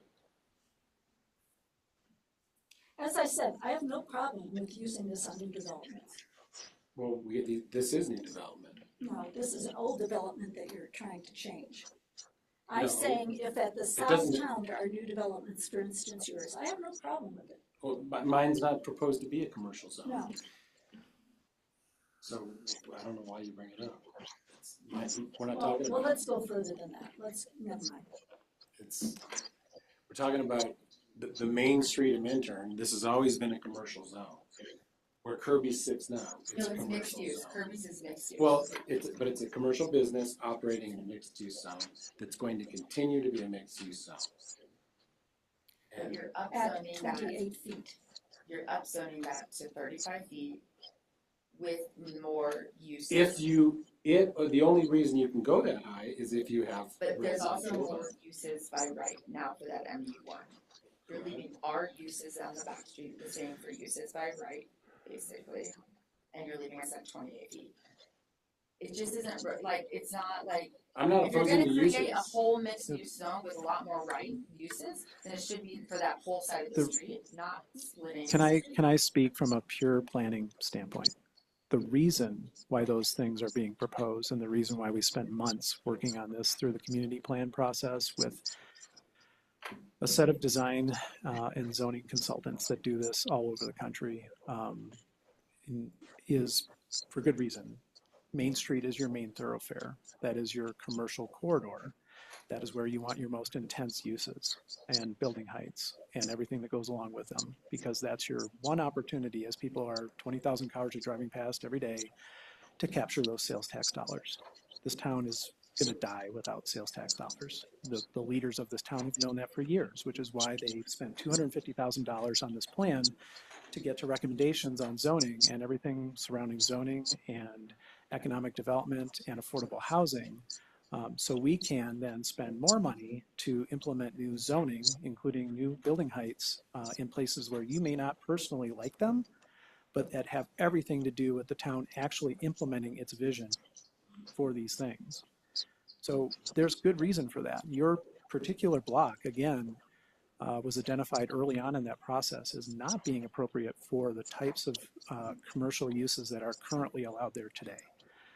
Because there's limited access and there's very few areas that we saw without people combining multiple lots to do the parking required to serve those kind of commercial uses. That's why it was proposed for mixed use 3, which is a lighter, more residentially oriented to fit the character of what's there now, right? So there were very good reasons why Main Street is being treated a certain way and your particular block or area is not. So I'm happy to take your direction. All MU1 or all MU3? Jeff, question, you could have a commercial downstairs and a residential upstairs within the 28 feet. You could have 3 stories within 28 feet. Well, I understand what Jeff's saying about the height of the commercial spot, but you could have the residential in at 28 feet. I know, I lived in it. So it's definitely possible. It's possible. So why would you wanna go 35 feet? That's all. On Main Street, I I'm think not it's saying, like, important to, I think you need it. I think to do the types of buildings that you may wanna build someday, that you need that extra. You're not gonna get 3 stories, you're not gonna get 2 stories of I don't residences. So you're saying that like the roof and that kind of stuff, the attic area is gonna put it up a little higher? It's just, It's gonna be as high as the enclave, almost. The enclave had to change from 35 to 42 or 44 because of the mold they found in the building. So they had to go up. Buildings were, I've done the analysis on those buildings. They weren't 35 from the day they were built. no, They were measured in a weird way. They were setting the height based on the platform of Highway 6. yes. It's They measured on Highway completely, 24. that would never Didn't happen. measure where their parking garage is. They got an extra story. The other aspect that, you know, if we're going to talk about what if the town, after we hopefully get through this and adopt some new code, the next project is to reevaluate our design standards. We have great design standards for the 100 block. We need to turn our focus to the design standards that apply to the rest of the town to address some of the things that you're bringing up. What you feel is, you know, from a factor of fear, like we don't want to see that again. Totally understand. So we've already done surveys in town, if you recall, about 4-ish years ago, where we sent out pictures of different buildings in town and said, do you like this? Do you not like this? Some of them were 3-story buildings, some of them were 2-story buildings. We asked people about architectural character. We have that information. We could do it again. But just to dial down and make sure that our design standards for everything outside the 100 block. I know which one came up the lowest too. Perhaps, but my point is, we have additional work to do. If we also are hearing from the Planning Commission, from people in this town, from council members, maybe we're okay with 35 feet, or maybe we're okay with this other stuff, but we're really concerned about character. I don't feel that our design standards are strong enough to really focus the way we want to focus on some of these issues of bulk and mass and roof form and things like that, and how things appear to the neighbors or from the street. Those are things that we could still work on. So, you know, we go from the large picture vision of what the town wants. We adopt a community plan. We get direction to start implementing that through zoning, uses, dimensional limitations, parking standards, use standards, all the things that we have worked on or are going to still work on. The next piece is much more granular, and it's architectural design standards. So with that, I think, again, do we have direction? Could we move on? So can you read the direction, because we don't, like, Jeff doesn't agree, I mean, you're saying, so. We saw 3 hands raised to keep MU3 28 feet and not tinker with that at all. And then, Incentives or no incentives, okay, and then, right? Change the block of Main Street to MU3. That was 3 hands. Yes. so then we know council's gonna vote against that, I would gather, so then what happens next? If council votes against it, we take direction from council. Correct, Yeah. and then does MU3 get considered for 35 feet? No. So then I would like to resend my vote. I just want them equal. I want them equal 35 feet, or 28 feet, 28 feet. I want the same rights as what's in front of me. And I'm saying me, and I will say it again. Yeah. Like, I want that back street to have the same ability to grow like the front. Because I think what you're doing right now, by putting MU1 in front, you're gonna push all the residents out, they're in the back. Do we have 2 other people that agree with that? And MU3 should be 35 feet. feet.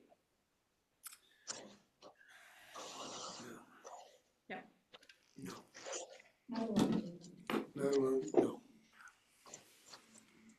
Stay with MU3 as the height. Okay. I guess I could swallow the 35 feet. Jeff is saying you can't build a commercial. No, I'm not saying that. I'm not saying you can't build a commercial at 28 feet. You certainly can. I'm just saying that 35 feet, if you had the if the incentive and if the language ends up being an incentive, because we're not there yet. Right. But we don't know to pass this here and then get there and not get the incentives agreed to. That's another. We're a long way from voting on any of this. Yeah. So we're just trying to get past this. Is it even going to be considered as an incentive to go to 35 feet? And my vote is that yes, it should be. If you meet a lot of other criteria that hasn't been designed yet, then yes. But there's a lot of what ifs out So there. can And we there's a lot get of fear counsel? about what that everybody's just going to go 35 feet like it's such an easy thing to do. So we're talking about, I'm trying to clarify this in my head. And it's not just ours. Well, and it's weird because we're talking about the 400 and 500 block, and we know the 500 block is fighting going mixed use. We're talking about Amanda being in back, not wanting to necessarily have a tall building in front of her or And you specialties. want in front, And that's a very short block. which is different what it is now. It's only like one block. It's a very small, narrow area. Is there any way we can just take the mixed use down to the 600 block? And see what happens there? No, because you have 500 block that doesn't want to go mixed use, they want to stay residential. Yeah. You have, That's what I'm saying. So can you do one block and then skip a block and then do another? Or are you trying to make it contiguous? Yes, we are trying to prioritize contiguous, but where did the 600 block come from? Where did that jump into the conversation? Well, just moving mixed use further south is what I'm thinking. Okay, well, it's already being proposed to be MU3 from the 500 block on down to the 700 block, except for the Enclave, which is R2. So that's already being proposed to be MU3. Do you want that now to be MU1? No. I guess I'm just saying it easily. I agree with 28 feet. I feel 28 feet. It's that simple. Okay. they're gonna, council won't decline that, they're gonna do it.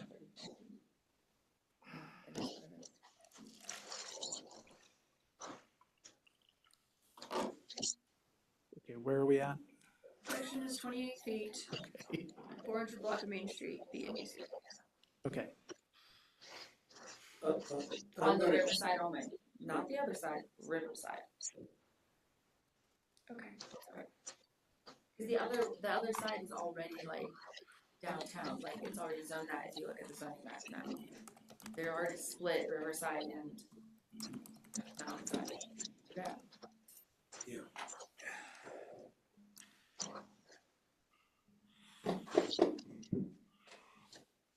okay, unless there's any further direction or discussion on that, can we move on, please? Yes. Okay. Matt, thank you for hanging in there. Yep. Do you want to start taking us through some of the other topics, the general use standards, use specific standards, and then see how far we get on those? Yeah. We're ready to start moving forward. Thanks. So included in your packet is like I said earlier, a very rough draft of Article 3, and Article 3 it's going to include a fair amount of kind of the main components of the town's land use code. What we're still working on a number of sections, and those are all noted in the draft of Article 3. I think our hope as staff was to focus on general use standards, and those standards largely come from what's in the town's code today. And the general use standards, as I noted earlier, those apply to all uses in town. They're intended to sort of address things that could become a public nuisance if somebody's kind of getting carried away with what they're doing on their property, like noise, odor, water quality, storage of hazardous and non-hazardous materials, and things like that. So that's kind of the first, and we can walk through that. And then the second component of Article 3 that I think we're hoping to get to, if there's time and energy to do that, are use-specific standards, and those are standards that apply to specific types of uses like accessory dwelling units, home occupations, things like that. The bulk of those uses are identified as limited review uses in the new zone districts. That said, there are some uses like accessory dwelling units that are used by right, that it seemed appropriate to have standards for it. And again, a lot of these uses, I shouldn't say a lot, but some of these uses have the existing code has standards for those. So we kind of built off of what's in where we could build off of what's in the town's code today. So in terms of general use standards, like I said, they apply to all uses in town. The first standard, there's some other kind of nuts and bolts in here, like applicability, purpose, compliance with town, state, and federal regulations.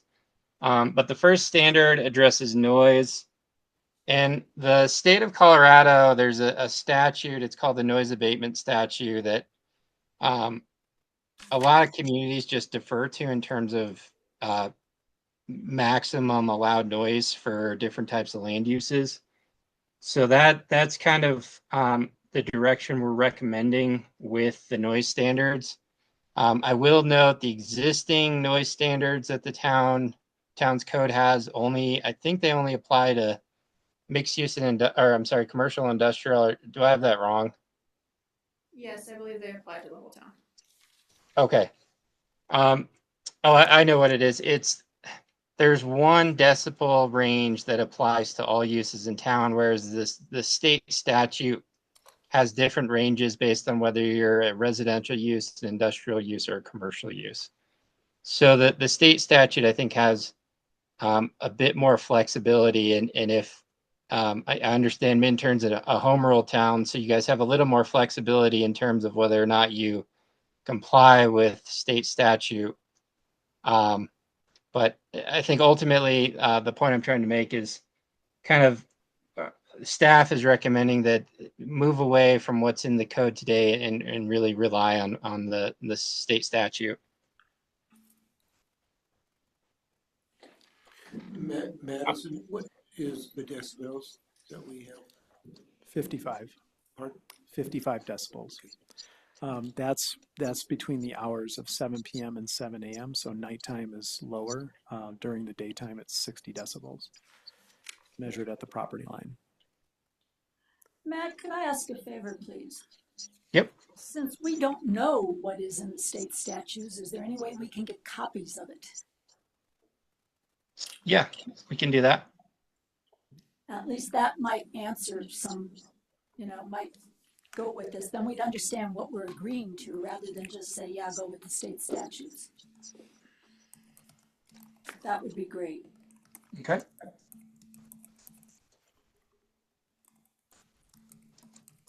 That was my one thing. Anybody else? No. Daryl? No. Amanda? Nope. Not on that section. Next. So the other standards that are in here, so the next is vibration standards. And I will note the remaining standards that are in this general use section, those all come verbatim from what's in the code today. I think staff is hoping to spend a little more time kind of going through those and seeing if there's any opportunity to maybe fine tune those a bit.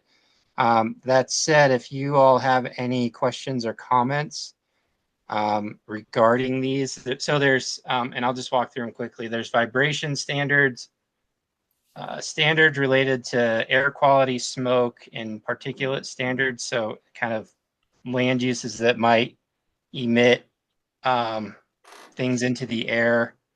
There's water quality standards, heat, glare, radiation, and electrical interference standards, and then standards for the storage of hazardous and non-hazardous materials. I do have something else. Jeff's got a question, Matt. It's not a question. I just want to say that when you're talking about fine tuning it, it came to mind reading the debate or the public back and forth that went on about the whiskey distillery. And I just want to make sure that whatever the new code says, I want to make sure that whatever limiting factors or determining factors are describing air quality or any of those things, that they are measurable and they are not subjective. So when someone from the public just comes and starts saying things about what a business is going to put out into the community that's negative, if there's no science to back it up and there's no way to measure it, then, and our code backs that up against a potential, someone that wants to try to do a business, and they get shot down because our code isn't specific enough and measurable enough to prove that wrong or right, I just want to make sure that we're conscious of that. Okay. I hope I explained that right. No, that makes a lot of sense. And I think that having standards that are objective and not sort of opinion based is important. And I think we've been trying to do that where we can throughout the update to the code. In regards to the distillery, was that I don't know all the specifics, and I don't necessarily want to go down that rabbit hole. I'm just curious, was that smell or Mold mold? Okay. It was odors. and odors that it could cause. And odors are tricky. I dealt with this when I worked for the town of Eagle in relation to marijuana businesses. The Eagles code at the time said odors that are objectionable to a reasonable person, and I always found that very challenging because how do you define a reasonable person? There are devices out there that are supposed to provide a scientific measurement of odor, but I would say that's a pretty tricky one based on my experience. But your comments well noted, and we'll see what we can do about making sure the standards are If you have objectionable. considerations about what that meant or thoughts, talk to Scott about that. He can tell you more. Okay. Distillery. And then my only question for staff or Matt is on smoke emission. I feel like we have some other things outlined around the smoke in our fire pits and what's allowed in that space. So if you could just make sure that these two areas align, because that one is doesn't flow into other people's property, it's kind of vague. So to Jeff's point, make it measurable, but also make it, that it's livable. And hopefully backyard fire pits go away at any point with the state of Colorado being on fire in the laws. But that would just be my thing, is if we could make sure that we look at what's in that writing there. I agree. And make that standard on smoke emission align. Okay, perfect.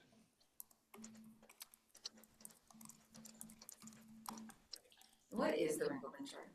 That was my question too. Which is what? The Ringelmann chart. I put a note in my copy of this saying, does anyone on staff know what a Ringelmann chart is and who's going to enforce it and interpret it? And oddly enough, I think Richard Peterson Creamer does know what a Ringelmann chart is and probably has worked on cases where it's been invoked, but Yeah, the one that the description in the where fire pits are and stuff, and I think that's coming from the firemen, fire protection district. It seems a little bit more intuitive. okay.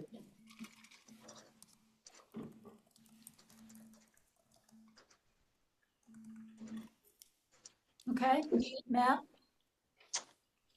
Are there any other comments, questions related to these standards that are the general use standards, or are we We're good. We're good. good to keep moving? The only one I have, if we can, you and I and Madison look at the storage of hazardous materials. Just make sure that, there's language in there or in a different part of the code, if we have a CUP, for example, that proposes to store hazardous materials, that we get a hazardous materials storage plan as a submittal requirement. Okay. So I made a note of that in my copy of this, so.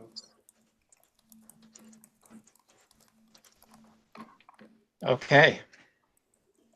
All right. So use standards or use specific standards. And again, these are uses that apply or standards that apply to specific types of land uses.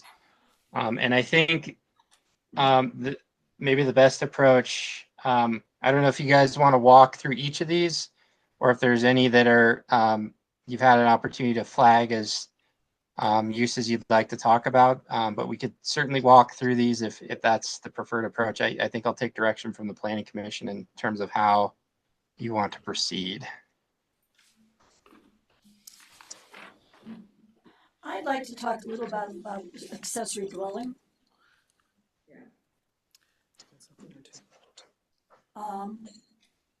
One accessory dwelling unit per lot. Floor area is 1,200. Isn't there somewhere else in our code where it says 750 still? That's for accessory apartments, which are going away. So we're gonna get rid of the 750. We're gonna get rid of the apartment. We're gonna go to 1,200, which requires 1/2 of a water tap. Yes. Yes. And yet, It's 1/2 of a system improvement fee. Correct. so the one tap that would be on that property, explain that to me, please, how that works. There's a table for it. It's a system improvement fee is different from a water tap. We don't want to go down this rabbit hole, but Okay, well, my only question is, we don't have a way of splitting that water seems taps. very minimal for I 1,200 can take square your lunch and feet. tell you all about it. Me? No, yeah. I don't think you're going to spend your lunch. Half a tap is good for 1,500 square feet. Then A whole my- tap, a whole tap is good for 3,000 square feet, so therefore half a tap is good for. So my water bill can go down to half a tap? No. My house is only 1,500 Too square You bad. have to have a minimum of one tap per. Oh, okay, so it's beyond the one tap, okay, Yes. I got it. But I could put an accessory dwelling unit, like if you're not I will stop using my word I. If a Oh, building. that train's left the station. What? I said that train has left the station. Listen, Scott, we are still friends. No, so if you had a house that was 1,200 and this is 1,200 square feet and you You had. cannot use the extra No. square footage. So No. A single family home or the primary residence has to have a minimum of one SFE, one tap. Got it. And the ADU has to have that extra half tap regardless of size. Okay. Do we need to put that in this standard someplace? No. That Okay, will be in the- dealt within the water code. Okay, thank you. And the only way you can go up to the 1,200 square feet is if you have that allowable on your property and still meet those setbacks, correct? Hey, Matt, can you remind me or us where the 1,200 came from? It's in the existing code. I believe that's what the current standards for accessory dwellings in Okay. the code are today. Sorry, I'll just check that real quick. No, that's right, Matt. Okay. Okay. Yes, it's- It seems like a big one, it's like it's pushing her towards a duplex to me, but. Well, and the only thing I would add is we don't regulate floor area in any other way, shape, or form in this town, but except for this. So we would need to, which is not a big deal, just make sure we have the correct formula for calculating floor area for just ADUs. The other alternative is to cap out the size of a accessory dwelling unit as a percentage of the size of the existing unit. But again, that requires us and you to calculate, and an architect to calculate the floor area, which is not a big deal. But and then the other thing I will do is channel my inner Rob. I was really good at channeling Michelle when she wasn't here, but I knew what she was concerned with. I'm still trying to figure Rob out and what he cares about, but I think you all might agree that he, at least in his meetings where he's attended here, kind of push back on some things like this. Like, why do we care what size the ADU is? So I will do that and leave you pondering that question. Why do we care? If it's 1,200 or 1,100 or 50% of the primary residence or whatever, as long as they meet building height, lot setbacks, lot coverage, those types of things, and they're willing to pay for the tap and we have the water. I think that it's important for all of us to think out of the box in terms of, don't just think of it like it's a shed out back, right? There's a lot of ways that you could integrate an ADU into your property, and it may be part of your building, maybe And so connected that to your I building. like better. And when I first moved to town 25 plus years ago, the term was primary, secondary.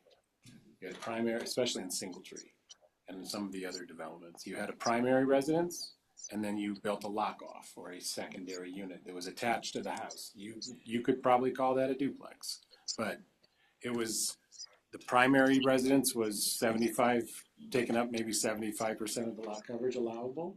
And then they added that second part of it for their little rental, for their caretaker or their niece to come stay or whatever it was, help pay the mortgage. It's still, when you took the secondary unit and the primary unit and you put them together and they were, okay, now we're at 55% lot coverage. Okay, great. Well, then that's one way of doing it. Well, what about somebody puts the ADU in the basement? And they build the building in a way that the fire code says that's fine. You've got fire separation. He goes downstairs, he goes in the unit in the basement, he pays rent, whatever, and they have a half a tap, and there's 1,200 square feet down there. Well, again, we may need a way of calculating floor area. I see what you're saying. Because it's not necessarily lot coverage, because it's inside the house. The one, I'm going to answer my own question. The one reason why we would care under today's regulation is that we require one space per accessory dwelling unit, parking space. If you have a 1,500 or 1,600 square foot accessory apartment or dwelling unit and 3 people living there, you got a parking problem. So maybe as we look at, maybe this, to me, this is arbitrary, completely arbitrary, because it has no relationship to the size of the lot, the size of the primary residence, whatever. But if you took this out, but then when we look at parking regulations, take a hard look at accessory dwelling units, and maybe it's minimum of 1 space for a 1-bedroom accessory dwelling unit and additional spaces for any. So what if it's a 3-bedroom ADU? Right. Then you need. Treat it similar to a single family home. You have this many parking spaces for just your single family home, any additional up to a certain number of bedrooms, and then it adds on, which is so. Yeah, I'm just making sure that we're all thinking about it in a lot of different ways. It's not just one kind of, an ADU is not just one. It's not specifically like that. Nope. But there are some down this way that are attached to, within the house, they created their own ADUs. Well, yeah, we haven't even had it on the books that long for there to be that many of them. And to Scott's point, there was accessory apartments that specifically were inside of your house. And now we're doing away with that. So. Are we doing away with the shed?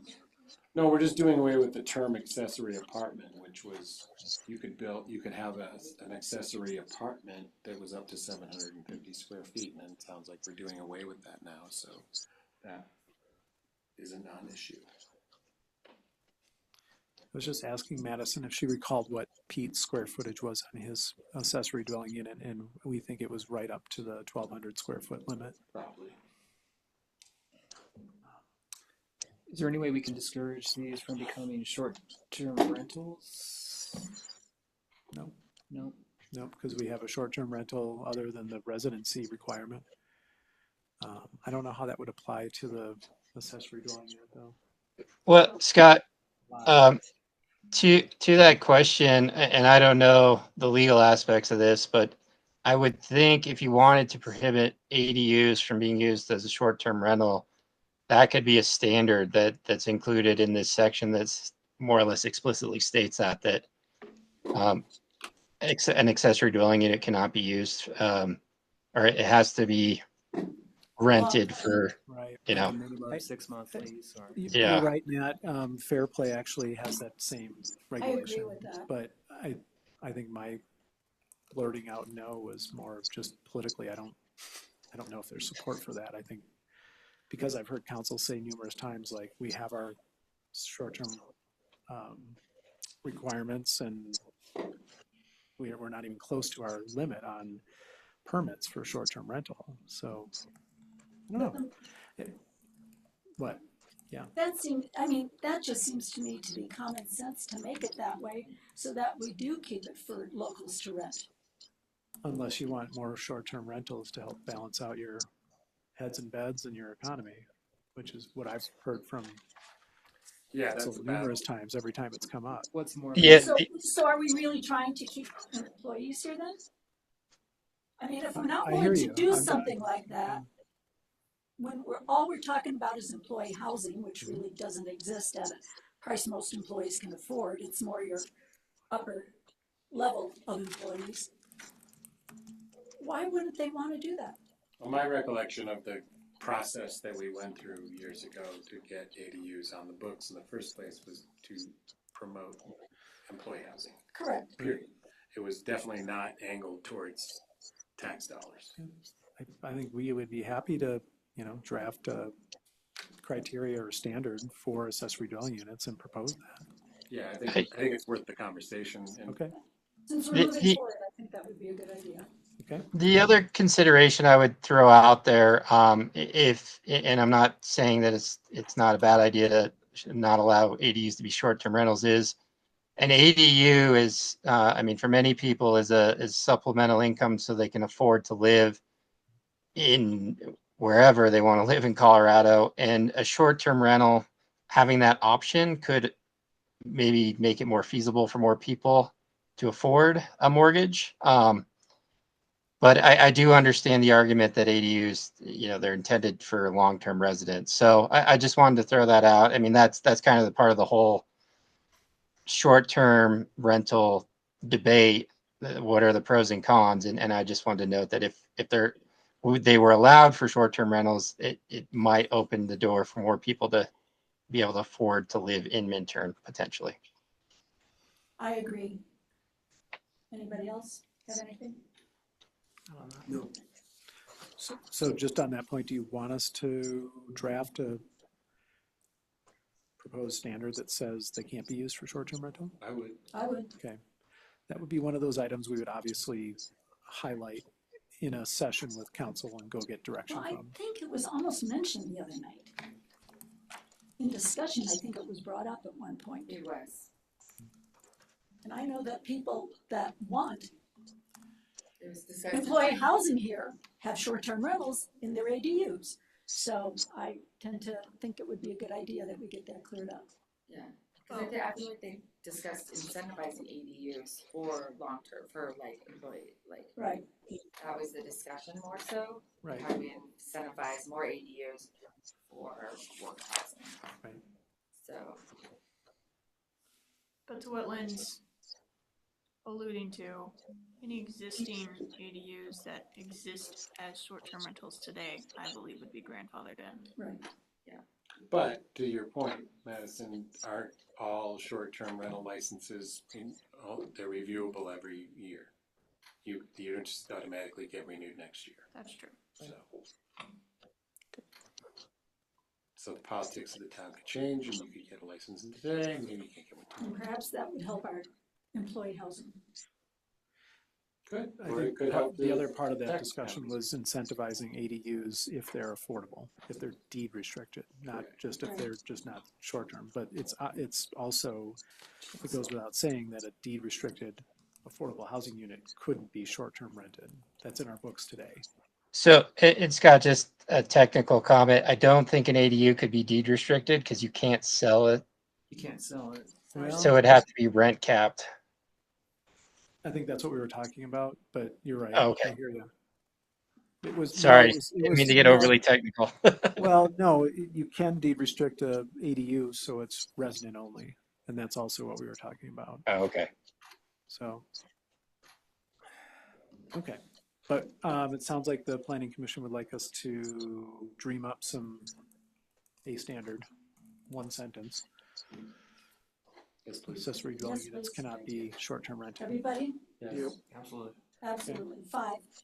Okay, I would say I'm still, She's still on the line. just because I agree with Eric that like a lot of people would use that as short-term rental income to make their home affordable. right. And so it's kind of a two-edged sword.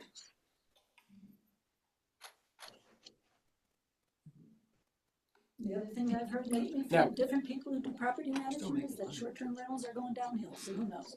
Scott, it is, correct me if I'm wrong, it is in there as a limited use, right? Yeah, ADUs are used by right. It's going to be used by right. Currently, So it's currently currently it's limited yes. use. Oh, sorry. So maybe that's just one thing to consider, is maybe the use by right to be a long-term rental or Makes it a available. non-short-term rental is a use by right. Maybe a limited, maybe if someone says, hey, Amanda wants to build an ADU in her backyard, short-term rental it, maybe it could be a limited use review. But what would the standards be? Yeah. Like what would it either is or it isn't? Once the hear use what- is established. Yeah, I don't know, I guess, obviously you're implying that everyone's going to be open and transparent and honest. oh, but if someone, if we did, let's just say that you don't get the votes for making ADUs only long-term rental. Mhm. And someone builds an ADU or buys a house with an ADU attached to it and they want to short-term rent it, their limited review is that they come to the town and take one of the few or several remaining licenses. They pay us a fee and they get inspected every year, and that they're part of the business cycle of this town. That's not the limited review. That's I'm just saying, in concept, they're getting reviewed. There's no point in having another limited review that I would have to say, okay, you get a short-term rental or you don't. Because I'm not involved in licensing short-term rentals, right?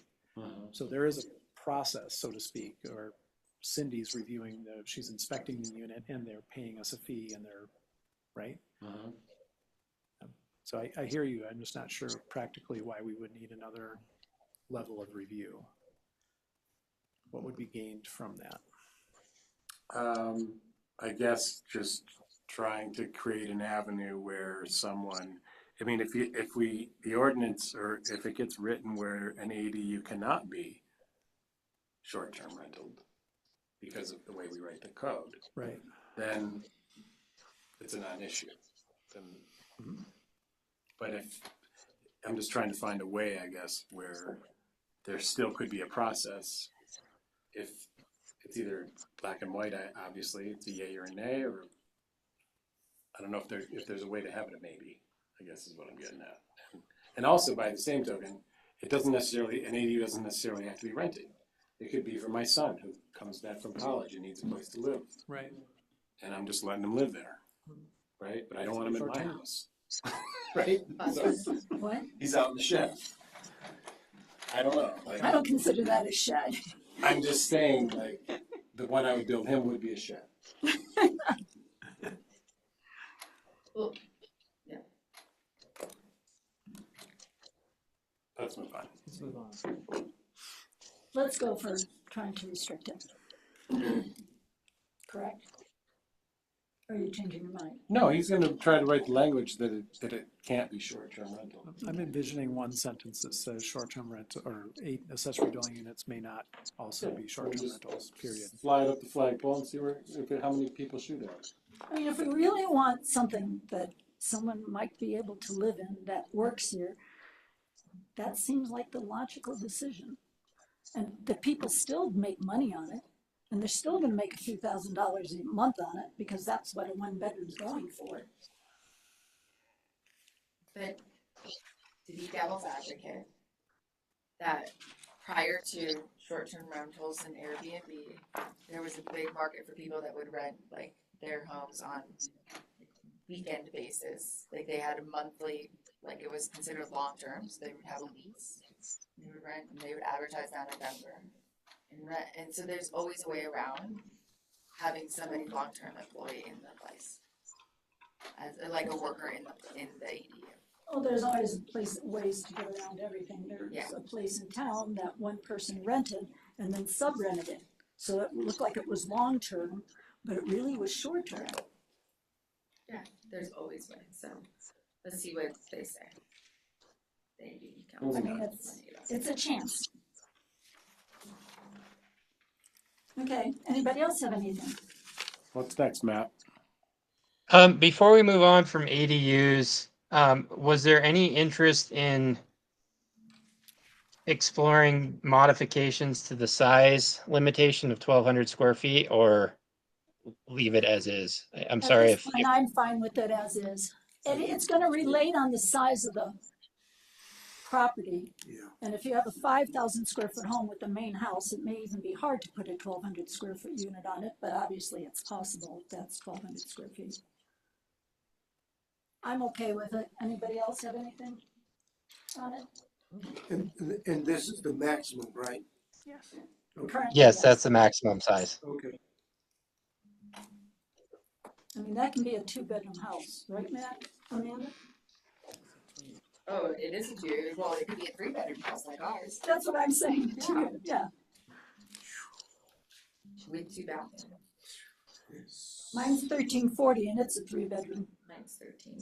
So is that direction to keep 1,200 square feet in there right now? As the maximum, yes. Okay, Thank you. got it.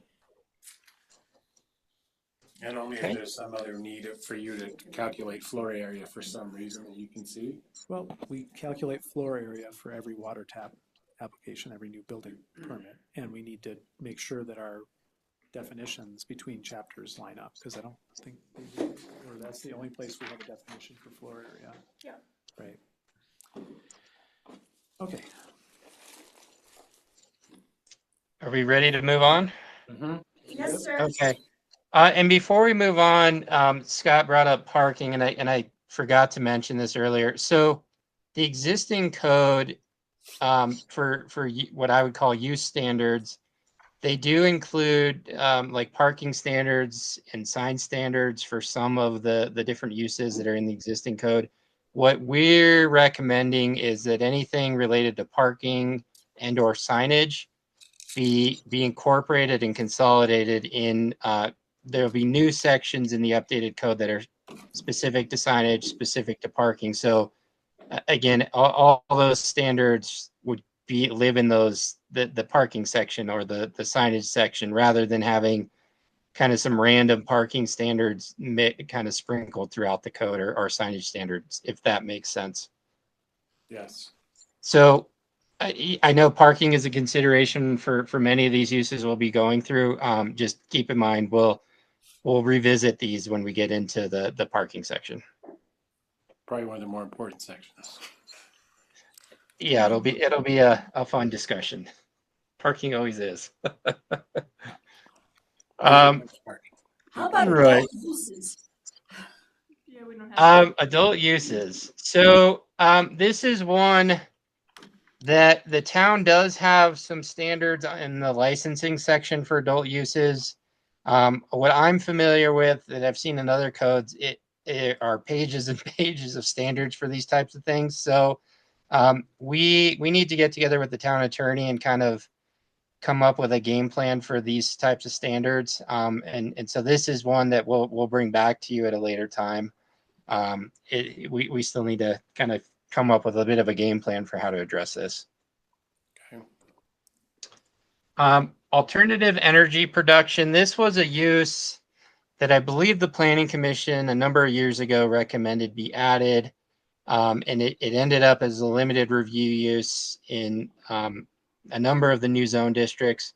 What we're recommending as staff is it actually be broken out into a number of more specific uses, because alternative energy production is a sort of a broad term, and I think could potentially encapsulate a number of different large scale and small scale energy devices. So what we've recommended is breaking it out into a biomass power plant, a geothermal power plant, a community scale solar, more or less a community scale solar power plant, and then at a smaller scale, geothermal as an accessory use. So if you wanted to do geothermal for your house, hydroelectric for as an accessory use. Again, if you wanted to do one for your house, if you could somehow make that work.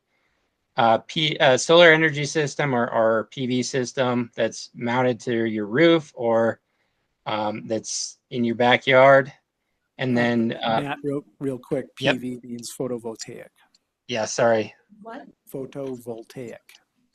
Photovoltaic. PV. More or less a solar panel on your roof. Sorry for using acronyms. No, that's right. And Matt, please remember that when we do this so that the common person understands. Yep. Thank you.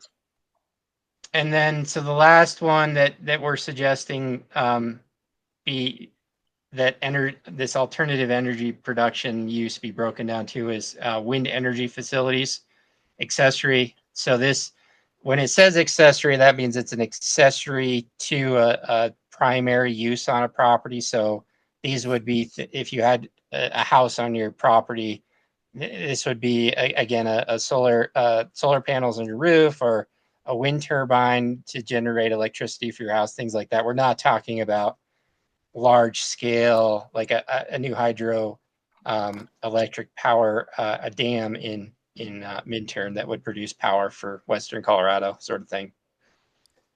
So Matt, as I'm looking at this list tonight, I think just right off the bat, and we haven't talked about this because we were going to come back to this. We've obviously got more work to do. Right. But power plant biomass and power plant geothermal, I certainly would not want to be the planning director who limited review approved a power plant next to somebody.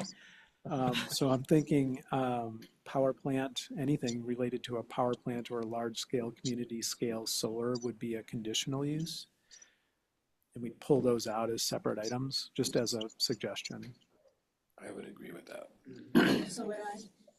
Anything that's, small scale and related to residential or commercial development, whether it's roof or ground mounted solar up to a certain KW or something like that, that's appropriate for that, area or scale, that makes sense. Right.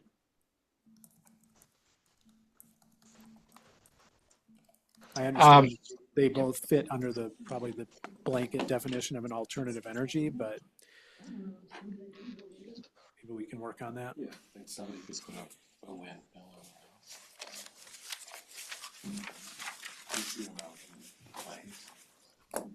And so, as Scott alluded to, and as stated in the memo, by breaking out the alternative energy production term into these various kind of more specific uses, we as staff still have some work to do in terms of developing standards for these different uses. So we'll bring a draft of those standards back to you hopefully in the next month or so. But before we move on, I'm just wondering if there's any comments.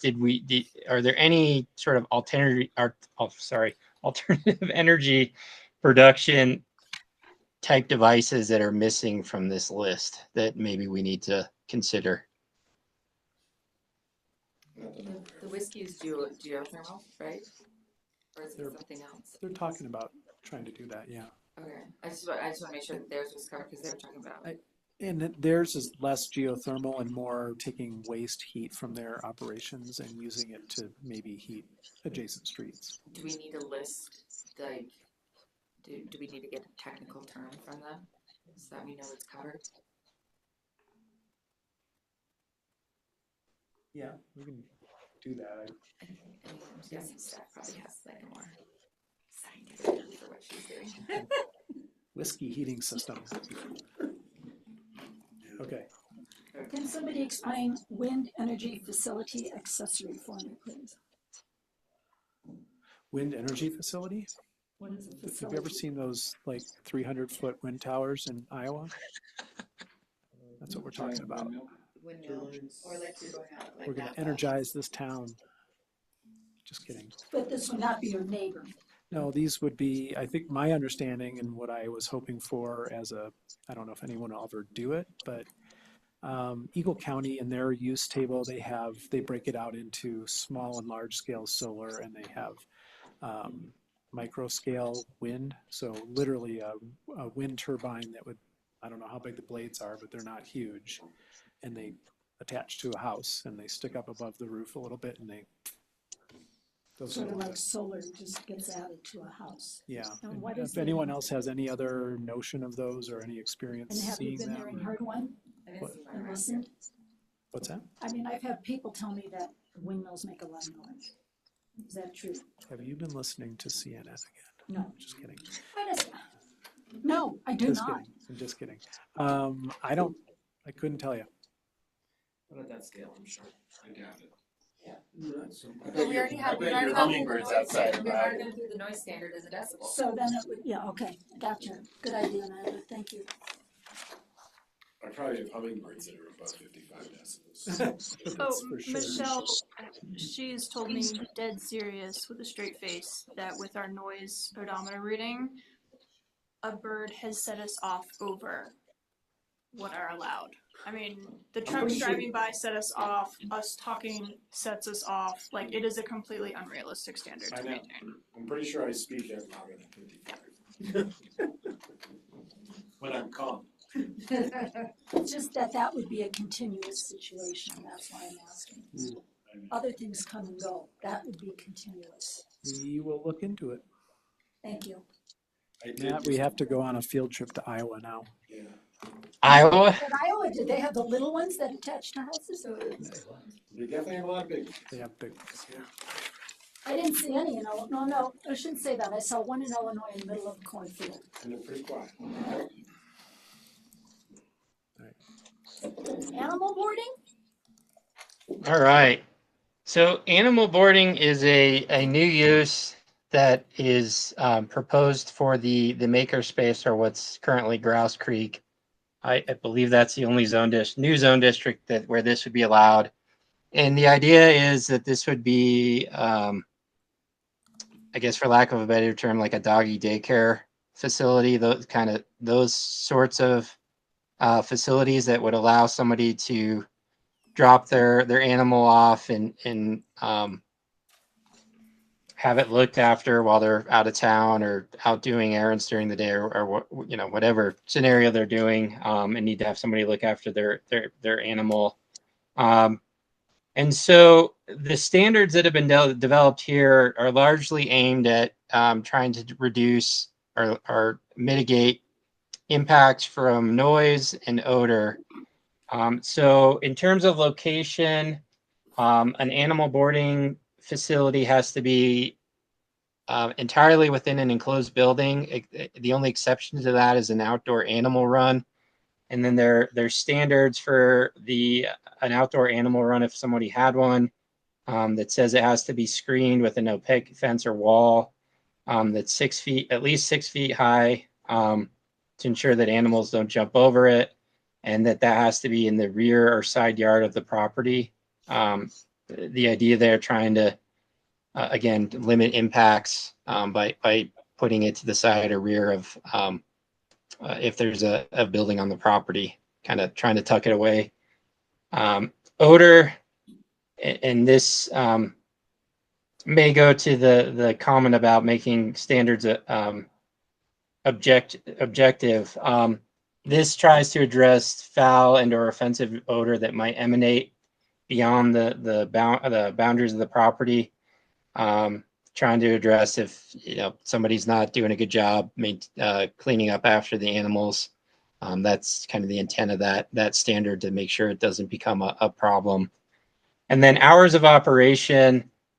This is again aimed at noise, not having animals outside making noise all night. So that's states that animals will have to be kept inside a building between the hours of 7 p.m. and 7 a.m.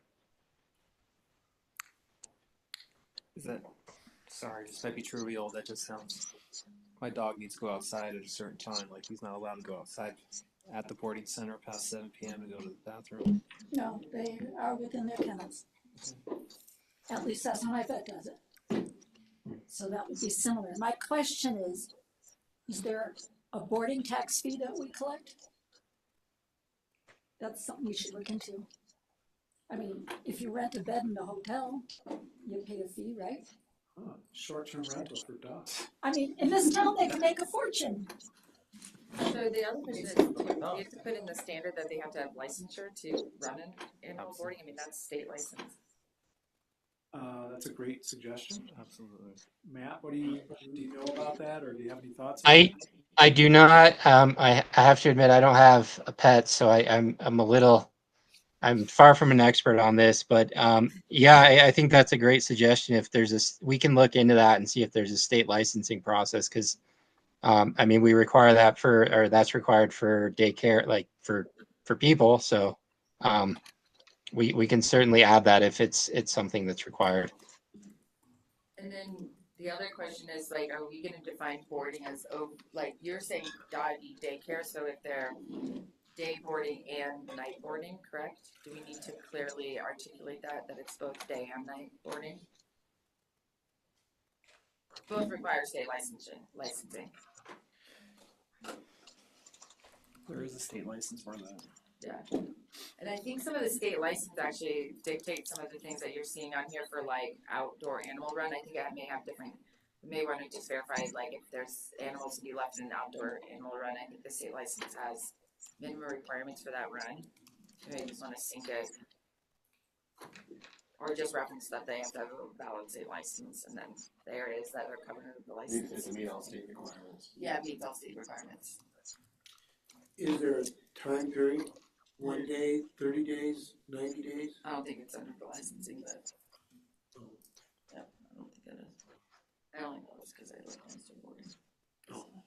I thought it was doing boarding. Here? No, in Eagle. I think there's one in the valley. It's like $200 a day for your dog. Yeah. Maybe even more.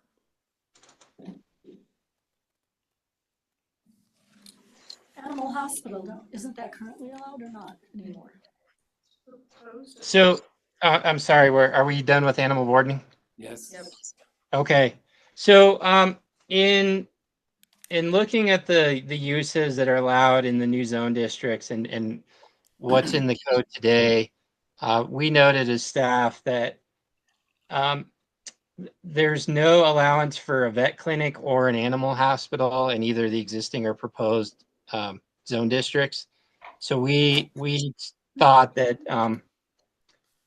it might be worth, since animal boarding would not include, I mean, a vet clinic and or an animal hospital are kind of different uses that wouldn't fall under this animal boarding category. So we thought, if appropriate, it might make sense to add a vet clinic and or animal hospital to the allowed uses in the new zone districts. And so animal hospital, we thought that might make sense as a limited review use in the makerspace zone district. But we wanted direction from the planning commission as to whether or not it made sense to include that use, and whether it should be a limited use or conditional use or use by right. So I moved to Vail in 1977, I think, 78. And there was a vet clinic right here in Minturn with Dutch Automotive, and that vet still owns that business center. Yeah.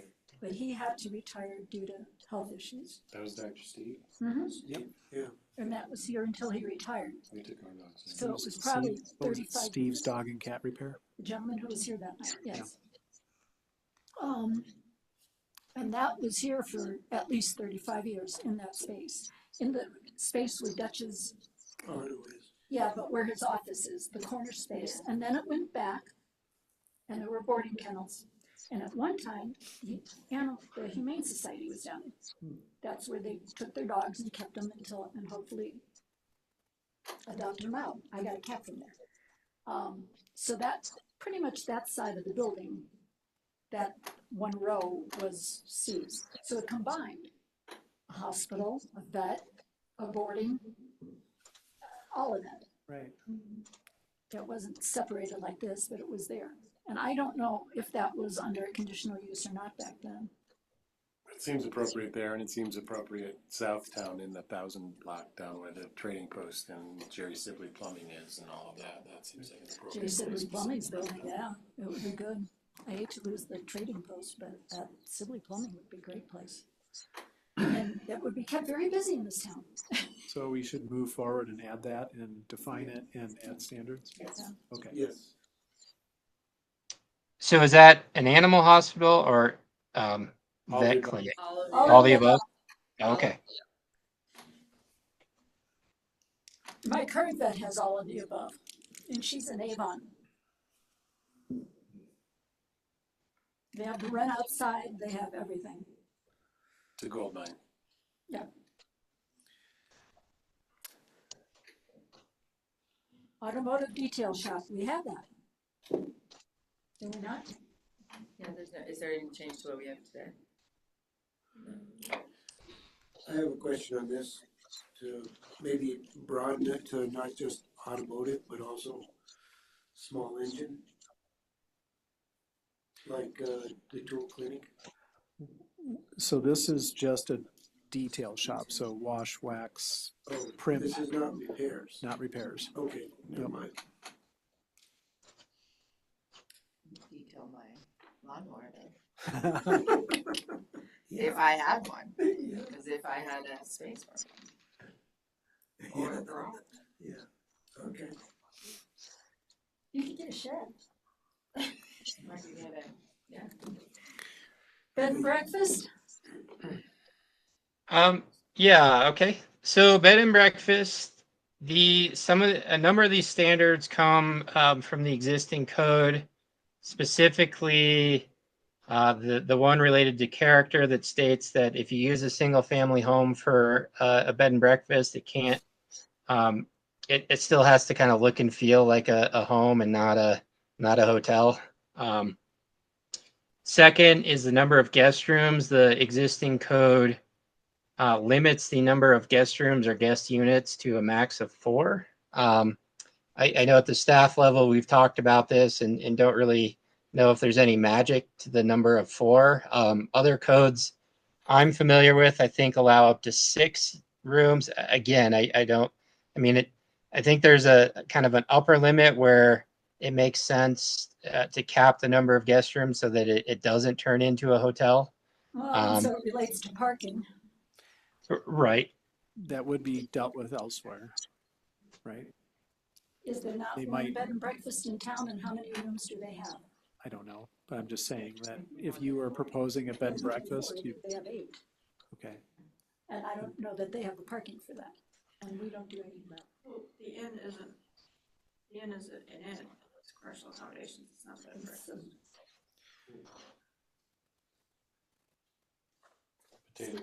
Potato, they do serve food and coffee in the morning, I believe. That's a bed and breakfast.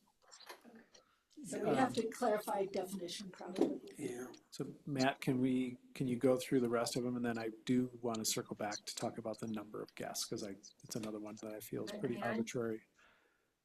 Yep. So the other standards, length of stay, I guess is limited to a maximum of 30 consecutive calendar days in a bed and breakfast. So it's not intended for long-term rentals. You're not allowed to have any cooking or dining facilities in the guest rooms. So they're really intended to be a place to sleep, spend some time. On-site operator, so and this comes from the existing code, the operator of a bed and breakfast has to reside on the property or the premises where the bed and breakfast, or when the bed and breakfast is in operation. So if it shuts down, they're allowed to move elsewhere, but while the bed and breakfast is happening, they have to live on site. And then this last one, prohibits other types of commercial activities. So they can't provide space for private parties, receptions, retail sales, things like and other sort of similar activities. And the idea there being trying to limit the impact and change the character of a house that's used for a bed and breakfast. It's really trying to limit it to or try and maintain that residential character of the property. Hey, Matt? Yep. On that one, I'm not saying that we need to expound on other commercial activities, but we might want to consider if someone that was running a bed and breakfast wanted to provide as part of the package additional things like a tour of town or some other, you know, cross-country skiing in the winter or something. I mean, I don't know how we would deal with that. Well, if they have to be on site, how could they go off and do that? They would have to bring somebody in to do I it. think they can leave and they might be able to go to the bathroom occasionally Oh, and go okay. shopping for food. They can go grocery shopping. But they're permanent But to residents. go on tours and down cross-country Well, skiing. they or their partner or whoever, you know, the people running the business might want to, or they might want to partner with a tour company Right, and have that them I come can pick them see, up yeah. and take them on a tour.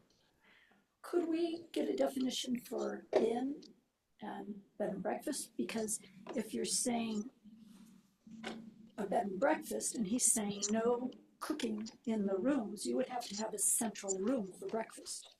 That's usually a bed and breakfast. They Right. cook you breakfast in We a didn't kitchen. mention that. Yeah. It would have to be a facility where people could come down in the morning and there'd be a buffet maybe that they could choose from.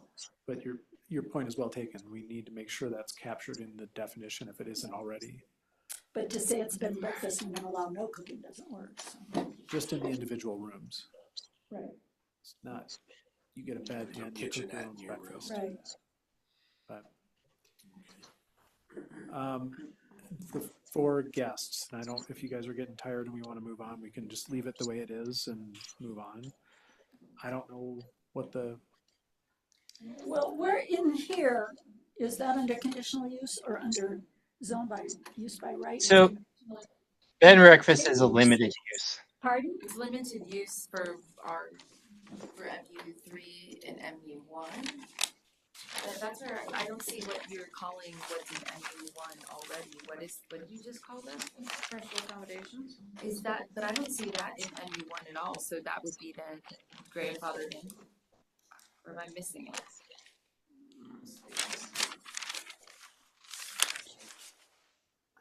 I don't see commercial accommodation. what's a use by right? Yeah, it's a use by right. Maybe one, commercial accommodations. What? No. I mean, Well, I see, thank you. Bed and breakfast in R1 and R2 are listed under conditional uses. Yes, they're currently limited uses. We are proposing to change them to conditional uses based on planning commission recommendation from 4 years ago. But wasn't there discussion Why would you have, about how you approve a conditional use the other night?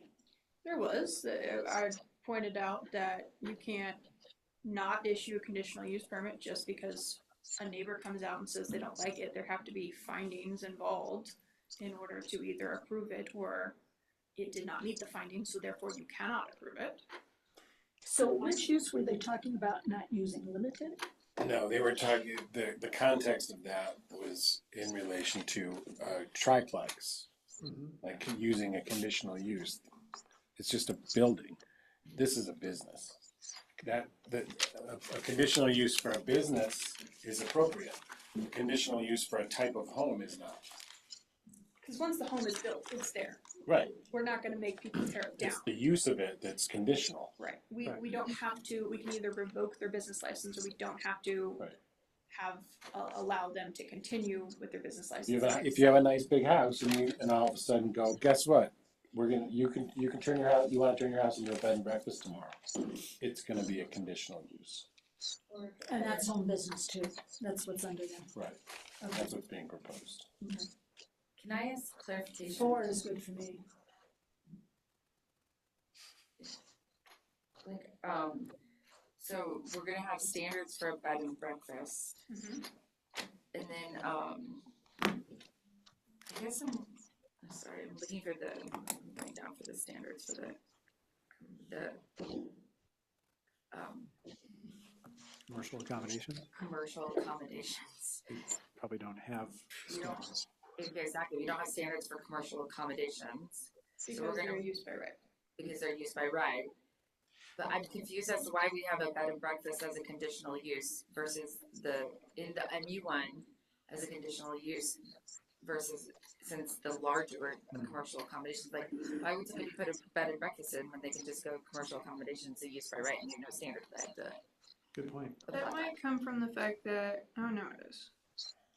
So I think I think to that point, there's definitely some fine tuning that I think needs to occur as we go through the uses that are proposed for the various new zone districts.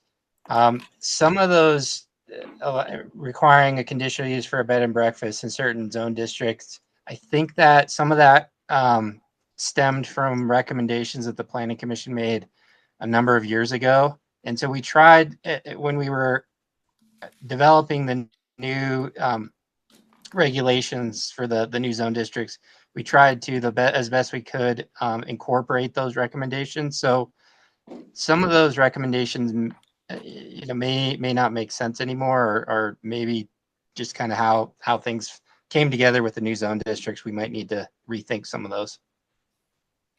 So there is no intent because it's a use by right to have standards for the commercial accommodation. I mean, it just seems a little funky. So I hear you. I think we should just relook at that.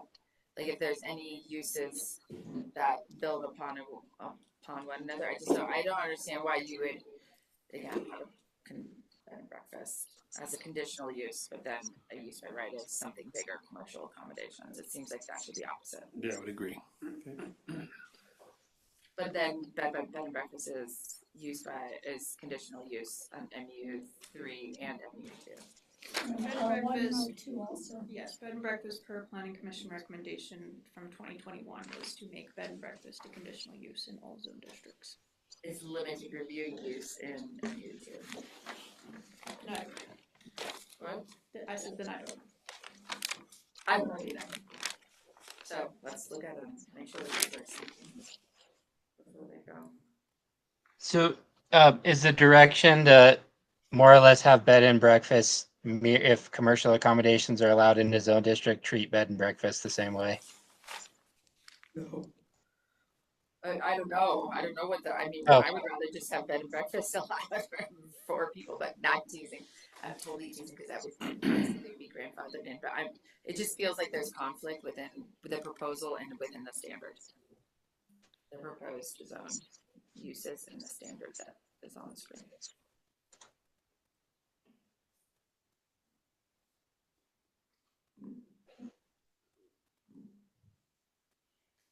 I like 4 until we find out what we're doing with parking.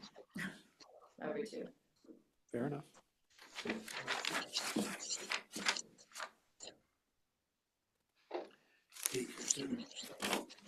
Daycare center. Okay, so daycare center, these standards, I believe some of them come straight out of the existing code. We did add one related to vehicle queuing, just kind of based on observations of schools and daycare centers, just some of the issues that occur during pickup and drop off times where they can, if there's enough people picking up and dropping off, can create some traffic problems. So the first one, sort of just a nuts and bolts. It's, you have to have appropriate licensing before you can operate a daycare center in town. The size as part of your, and I believe these are limited review uses. As part of your application, you have to demonstrate that the size of the facility you're using for the daycare center is appropriate for the max number of children you're going to look after. And then 3, as I noted earlier, it's as part of your application, you have to demonstrate that you have adequate space for vehicles to queue during peak hours. And we included pickup and drop off times just as an example of what we mean by peak hours. And I will note there's a cross reference here to section. It's a placeholder right now, but this will reference to the new section for parking loading standards, and loading standards will address queuing for things like drive-throughs, daycare centers, schools, things like that. I assume there's state regulations about size and how many kids can fit in there and teacher to student ratio and stuff. Yeah, I think that's all state and county.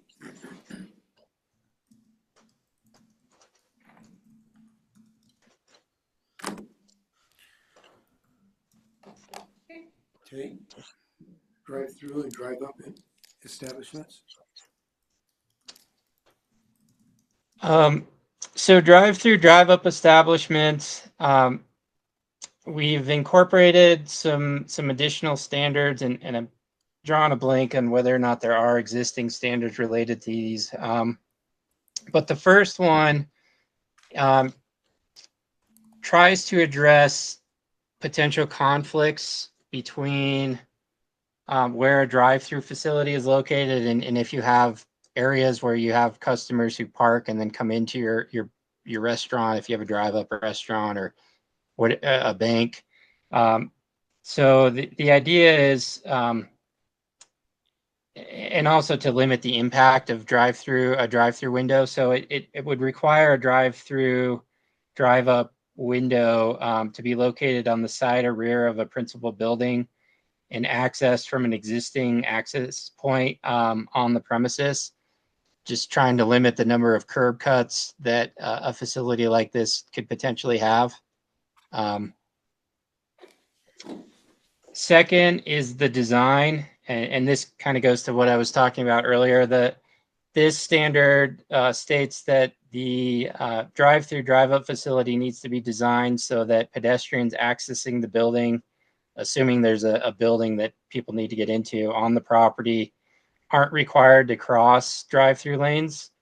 And the reason for that is I can think of a number of different drive-through restaurants I'm familiar with where you have a drive-through lane, and just beyond the drive-up window where you pick up your food, there's a crosswalk where people are going into the restaurant. And there's pretty significant potential for somebody who's looking at their pickup order, counting their change, whatever it is, as they're driving away from the pickup window to not realize there's somebody walking in front of their car and run into somebody. So that's kind of the idea here, is to try and limit potential, or require the design of a drive-through to limit potential conflicts between vehicles and people. And it goes on to say, the standard goes on to say that if for whatever reason people going into the building have to cross a drive-through lane, that crossing has to be pretty well demarcated to again, try and mitigate those potential conflicts between cars and people. The third standard relates to operation of a drive-up or drive-through, drive-up facility. One of the issues I've heard, I'm dealing with a project in Quebec right now, and when we were reviewing that, the town engineer noted that the speakers for when you drive up and order your food or whatever it is, those speakers can be pretty loud and could be a nuisance to if that type of facility was located next to somebody's house. So we've added a standard that says if you have a drive-up facility, you can't create adverse noise, light, and or other impacts on abutting residential properties. So that's something you'd have to demonstrate in your application. How are you mitigating noise and light impacts if one of your neighbors is a residential property? And then secondly is again, trying to address noise impacts, is hours of operation for a drive-up facility. If you're abutting a residential property, those hours are limited to 7 a.m. to 10 p.m. And then the last standard relates to vehicle queuing and just says that during peak hours, your drive-up needs to have adequate space for cars to queue. There are many examples of drive-up restaurants out there. I think Starbucks is a great example in the morning where there's not adequate queuing and cars start to back out onto highways and create some very serious problems. So that tries to get at that. Any questions or comments on those standards? I have one that's, I don't know if we need to address it or not, but I think it's, if a bit, I honestly can't see a lot of places where this applies in town or where this would even work, because if you proposed a drive-up business on Highway 24, you'd have to go through CDOT to get the approval and prove that your vehicle count per hour was going to support your access. And to your point about queuing, I don't know how many places in town could accommodate a business like this, but I'm not saying that it couldn't happen. I'm just saying that if, for instance, this business is accessing on and off Highway 24, do we need any additional language that just states that? I know that the change of use to something like this triggers the CDOT access permit process, so I just don't know if we need to add that language or if it's inherent in they're going to end up there anyway. Scott may be able to speak to this better than I can, but I would say that's going to be, and we probably need to somewhere bake this into the updated code if it's not existing code language already, that states that if you have access, kind of regardless of what you're doing, that access from Highway 24, you have to demonstrate that you have a CDOT access permit to do what you want to do. Yeah, Matt, I agree with you. I think it would, if it doesn't already, it would exist somewhere else, either in the design review board submittal requirement process. We don't currently require that. It happens, I guess, through the building permit process, if at all. I think we've just been pretty good at flagging, Yeah. hey, what you're doing looks to be an increase of use, you should go to CDOT and ask if you need anything, but I don't know that I've ever pointed to a code section that said, hey, this is what's required. Well, and I only say that because you were mentioning earlier that you like to try to channel Michelle. And I remember that when I was going through the process with the PUD, that Michelle was very adamant about the PUD not changing Highway 24 to have a decel lane, because that changed the character of the neighborhood to widen and create a deceleration lane. And if for some reason someone buys up half a block and wants to put in a drive-through of a Starbucks, and they have the frontage to put in a decel lane, it could change the neighborhood. It could, but And I'm not living on What If Island again. Right of way, I think they would take precedence over the town and their desires. Was that also because we had just spent millions of dollars on new sidewalks? And It definitely was. It definitely was, but I just, it's fresh in my mind of when we would all love to widen Highway 24 and have it 6 lanes wide and have space to do all kinds of things, but it's never going to happen. But I could just, the 100 block is a great example of where one owner came in and bought a lot of property frontage on Highway 24. And theoretically could, if they worked it out with CDOT, then that's their jurisdiction to do so. And I don't know that we would have a say in it. So I'm just kind of trying to think about, I just, again, don't see a lot of areas where someone could necessarily put in a drive-through. Right. And be able to back cars out onto Highway 24 because we're waiting for a coffee. Okay. Or an in and out. I think that's the whole. More like a waiting to get in. Yeah. That is, why we added the standard of vehicle queuing, right? So they show us that. But I guess to your question, I don't know if we need to add a element here specific to drive-throughs that they have to prove that they have access, CDOT access permit. I think that should be handled through something else. Maybe just bolstering the queuing part, the language in the queuing, to make sure that we get a good, robust look at how that works. Right. And maybe that's the time of like, so Did you talk to CDOT? Right. Well, Matt, what do you think? I think you already answered it, but do you think we could take a look at this again or talk with Jeff? Yeah, I think if nothing else, somewhere we need to make it clear that any project that is proposing access from the highway needs to demonstrate that they have an access permit, whether that's an existing access permit or they may need to get a new access permit to accommodate their increased impact. Something to that effect. But if it's necessary, if it makes sense to, my thought is if we had language in here, it would be again sort of like a cross reference where we say, just hey, heads up, if you need an access permit, you're going to have to deal with that through this process, or as a standard, you have to deal with that. Yeah, I think CDOT's threshold is just change of use. The minute you change the use to what you're proposing to do, it triggers, if you are accessing in and out through Highway 24, the change of use is the threshold, and you don't get to say I didn't know after the fact. There's also a 20% threshold if you're increasing the vehicle trips in and out of a property by 20%, then that can trigger improvements like a decel axle lane and things like that. Okay. Scott, can I ask a question? I mean, I know I can ask questions. Future, this not, in any way, this wouldn't relate to Dow Junction because we're not there yet, right? No. But that's a possibility. And that would be the one place I could see a drive-through possibly coming in. Right. So would this code then relate to that, or would that be its own? It depends on what zone district ever gets applied to that area. Most likely it's going to be a planned unit development.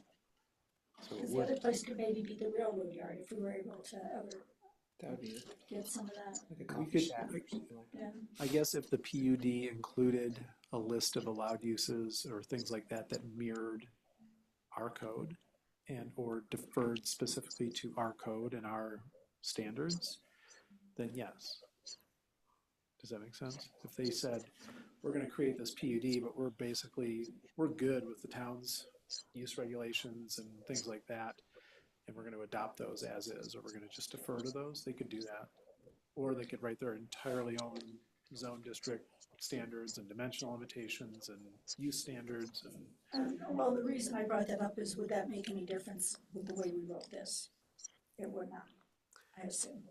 I don't think it would, because if you look at it from the perspective of we're going to draft this as if we're looking at not the worst case scenario, but the most impactful scenario, which would be a drive-through facility on Highway 24. If you look at Dow Junction, most likely that would not be a situation where you have a drive-through facility that accesses on 24. You would come into that PUD and then find Starbucks over here in the corner of the PUD, right?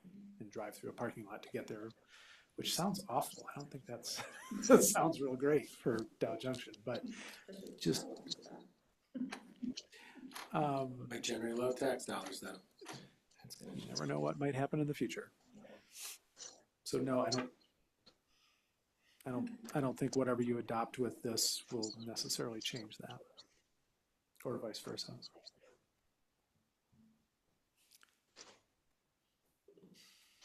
Okay, great. Keep rolling. Family child care home. So family child care home is a use with standards in the existing code, and we largely mirrored what's in the code today. The first is that family child care home, and I'll back up just a second. I believe my understanding is that, and Madison or Scott, correct me if I state this wrong, but there are state regulations that affect the family child care, more or less require you to allow family child care homes and treat them a certain way in your community. And I think the reason for that is because of the lack of, or the shortage of child care in Colorado. Correct. So the first one is, first standard is that a family child care home is considered a residential use in all residential zone district. That one comes straight from the existing code. Second is that a family child care home has to have the necessary state licensing and meet all state licensing requirements before they can operate. And also, I'm sorry, more or less, they have to have a license and comply with all licensing requirements at all times. And then the third one, again, trying to address the potential issues with traffic jams during pickup and drop off times, that they have to demonstrate that they have adequate vehicle queuing before they are in operation. Vehicle queuing on this was added to the current standard, the other two were taken in. I believe, well, I know for sure vehicle queuing was added as a standard, and I know one comes straight from the existing code. The licensing may come from the code today. We may have modified it slightly, but 1 and 2, I'm pretty sure are straight from the existing code, and then 3 was added to try and address potential traffic jams. So on the vehicle queuing, because I think state licensure is pretty small, it's like 8 kids. It's not very big for home care. So is that really necessary to add that vehicle queuing? I think family child care home actually allows up to 12. 12, okay, 12. So we thought it was necessary. Okay, thank you for that explanation.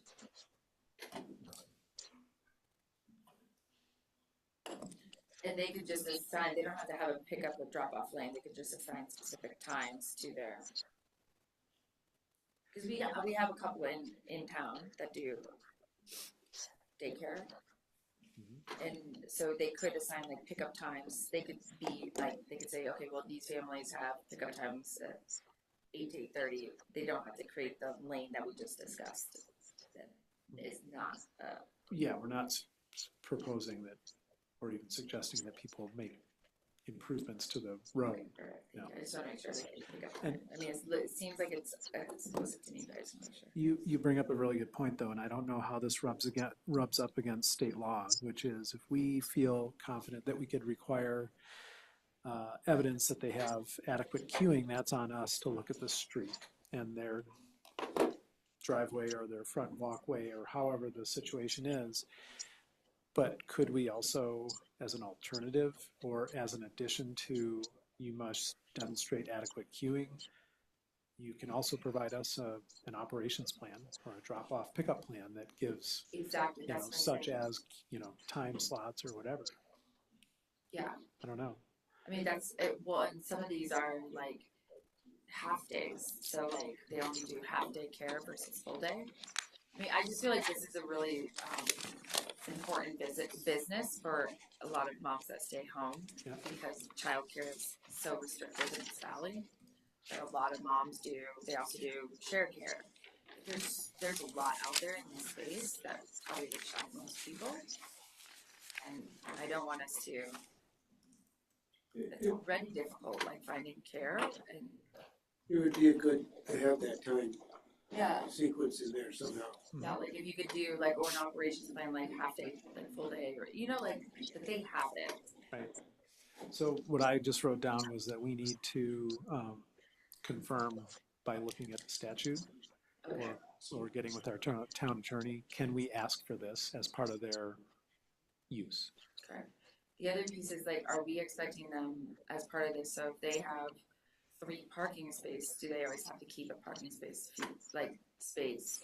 Like I would not want it. Like I feel like if pick up and drop off is so fast, like again, like childcare is very difficult in this valley. The wait times are shocking. And this is something that's going on probably more than people guess is happening. I think we have yet to review any of this with the town attorney. Okay. So they may look at this and say, you can't ask for this under state law because the state's trying to encourage people from providing daycare because it's such a problem. But if they say this is fine, but you need to add more detail to it, what exactly you're looking for in queuing, right? So And Scott, I noted, just as the discussion was occurring, I jotted down that in the vehicle queuing standards, whatever those end up being, I think, kind of with the theme of incorporating greater flexibility in the updated code is having options for addressing that requirement, not just you have to have a dedicated queuing lane. It could be, like you said, an operation plan. You have somebody out there in the morning saying, okay, keep the cars moving, or you have different drop off pickup times for different families. So I think having flexibility built in to the standards, I think would be my recommendation. Agreed. And I don't feel like I've seen also Matt the definition for family child care. I assume that it also because there's a lot of pop-up summer camps that are going on with the young families too to cover child care in the summer. Would this be also inclusive of those small like businesses or uses like they're like 4-person like pop-up summer camps like that they do to accommodate some of the lack of childcare around here? We do have an existing definition. We do. Does it include summer camps, or is it just childcare, or do we need to make it inclusive of those? I don't think the intent is to capture summer camps. Let me go. There's just small pop-up summer camps that occur during as like in homes that either need to just be lumped in with family childcare or Family child care means a facility for child care in a place of residence of a family or person for the purpose of providing less than 24-hour care for up to 12 children who are not related to the person or persons providing the care as defined and regulated by the Colorado Department of Human Services Child Care Facility Licensing Regulations, whether such facility is operated with or without compensation for such care. Those are definitional. So that doesn't cover the shared care, that licensing definition doesn't cover shared care. What is shared care? Well, like, so, I don't know, our kids are too old, like, we had childcare, but like, there's like groups where like, there's like even like apps where you can say, hey, we're gonna split care, and then that's grown to like, we're gonna like, you take care of the kids, and that's a not licensed, like, it's not, but are we expecting that to cover, this section gonna cover that, cause that can be. I thought that the state's definition of child care, family child care home was intended in part to capture those situations. The one that Madison just read. Yeah. Okay, but they don't have to have licensing if they're. I mean, it doesn't say they have to have license. It just says that they have to be. They have to fit within the definition. Of which the state license. Yeah. Okay. But they don't have to have the license. Doesn't say that, right? Okay. So it was as I recall, when it came down from the state and we had to change our code to comply with it, that is the intent, is these kind of informal sharing, whether it's within a family or a larger family or two families or relatives or friends. Or on the friend groups. Yeah, okay. Yep. Okay, cool, thank you for that.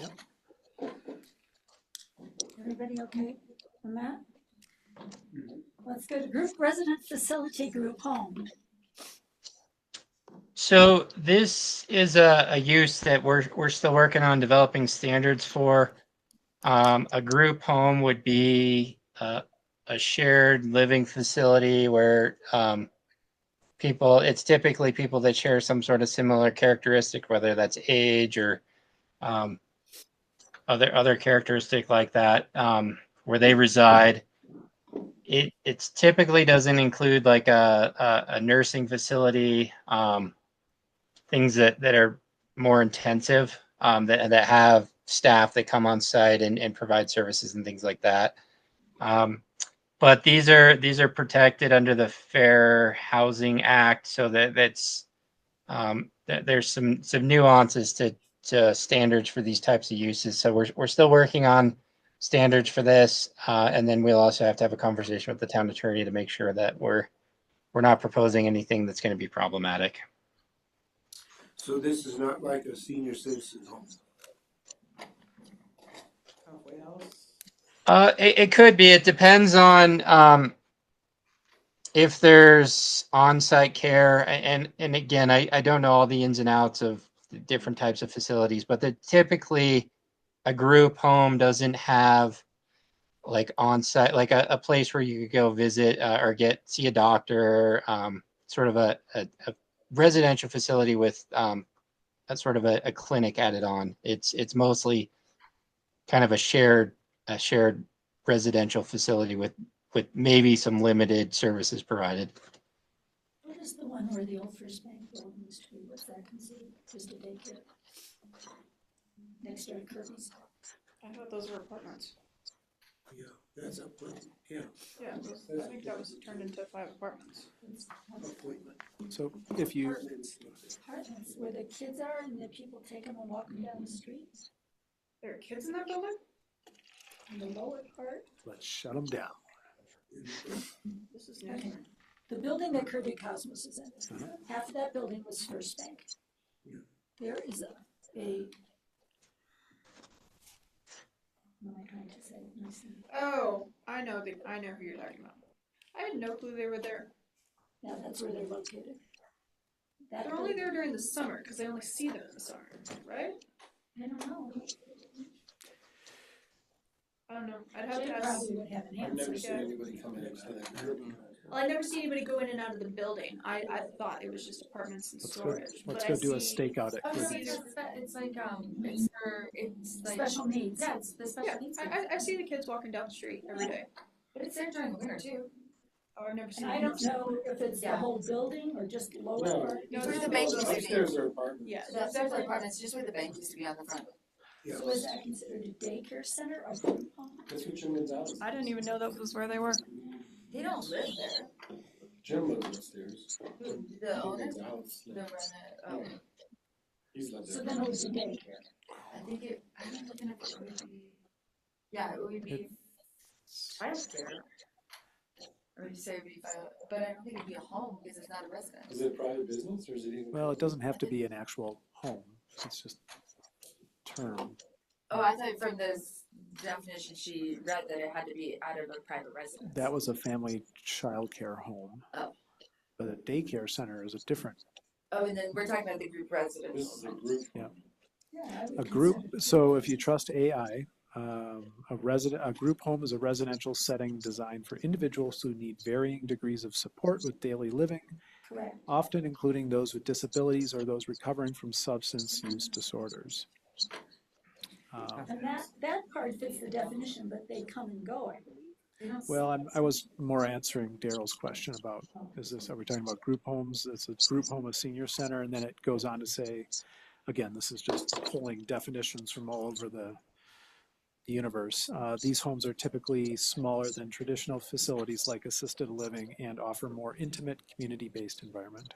So I don't know if that precludes or isn't a senior center, but I think. So, Scott, and actually, I think this is the town's existing definition. It does say in here, a group residential facility includes a residential building occupied by not more than 8 persons who are 60 years of age or older who do not require skilled or intermediate care facilities. So it would, I think, include potentially a senior housing facility. Okay.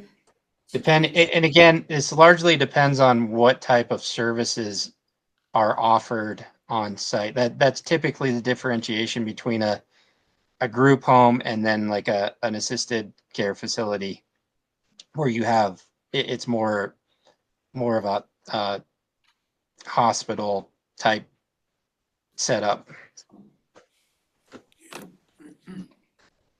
So under which standard would that current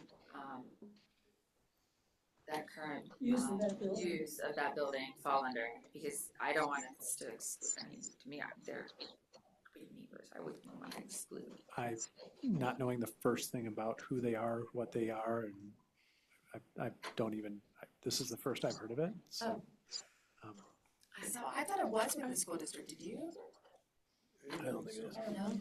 I just know that. If they when don't first sleep came there, They don't sleep there. They have a then bus I that would, comes. yeah, then I would think it would be childcare. Yeah. Not a Or not a do group we- residential facility. Do we need to update childcare as like dependent care? Because there, some of them are close to adults. Yeah. We, Yeah. again, would need to go back and make sure we're not, anything we do, we're not running afoul of state law. Perfect, okay. Um, And then do we need to do research and go knock on the door and ask, like, if, because I think they're licensed. Well, I would think Jay's gonna know the answer. Yeah. Because, I mean, I just, Okay. because he does. Yeah. good point. Good point. Well, and Cindy might as well.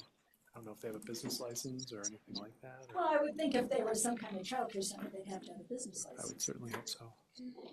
but it's assuming. Okay. And some of them are close to adults. I mean, I've seen them walking down Pine Yeah. Street, yeah. Okay. They sometimes go over to the gardens and have a little outdoor day there. Sometimes we have the parrot. Parrot. The parrot that lives above, in the backside of that building. There's a parrot? Yeah, it talks, it yells at you. I'll have to go meet him. I don't know. He's pretty loud. I had a scarlet macaw, nothing can be bigger than, louder than that. Health and medical He says purposes. hello. Health and medical. So health and medical offices is listed as a limited review use in the new mixed use 3 or MU3 zone district. In the other zone districts where it's allowed, I believe it's a use by right. And I think this again kind of is a result of previous planning commission recommendations as well as the consolidation of existing zone districts into new zone districts. And ultimately staff is wondering, should it remain a limited review use in MU3, or should it be changed to a use by right or a conditional use? And if it remains a limited review use, we can develop some standards and come back and present those. But I think the kind of first question is whether or not it needs to stay as a limited review use. And I think staff's recommendation is to make it a use by right. I would vote make it use by right. Well, and if we're gonna allow the current thing we did at the beginning of the meeting, if it's by right, we're gonna almost have to. How you gonna? Yeah. You can't say to them, you can't, but this one, because it's this, can't. This is in MU1 and MU3. MU3. MU3. And it's used by right in MU1. It should just be used by right. It should be used by right, I would say.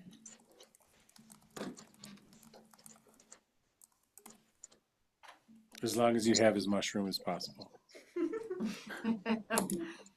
And you can fit all your needles in one place. Yeah.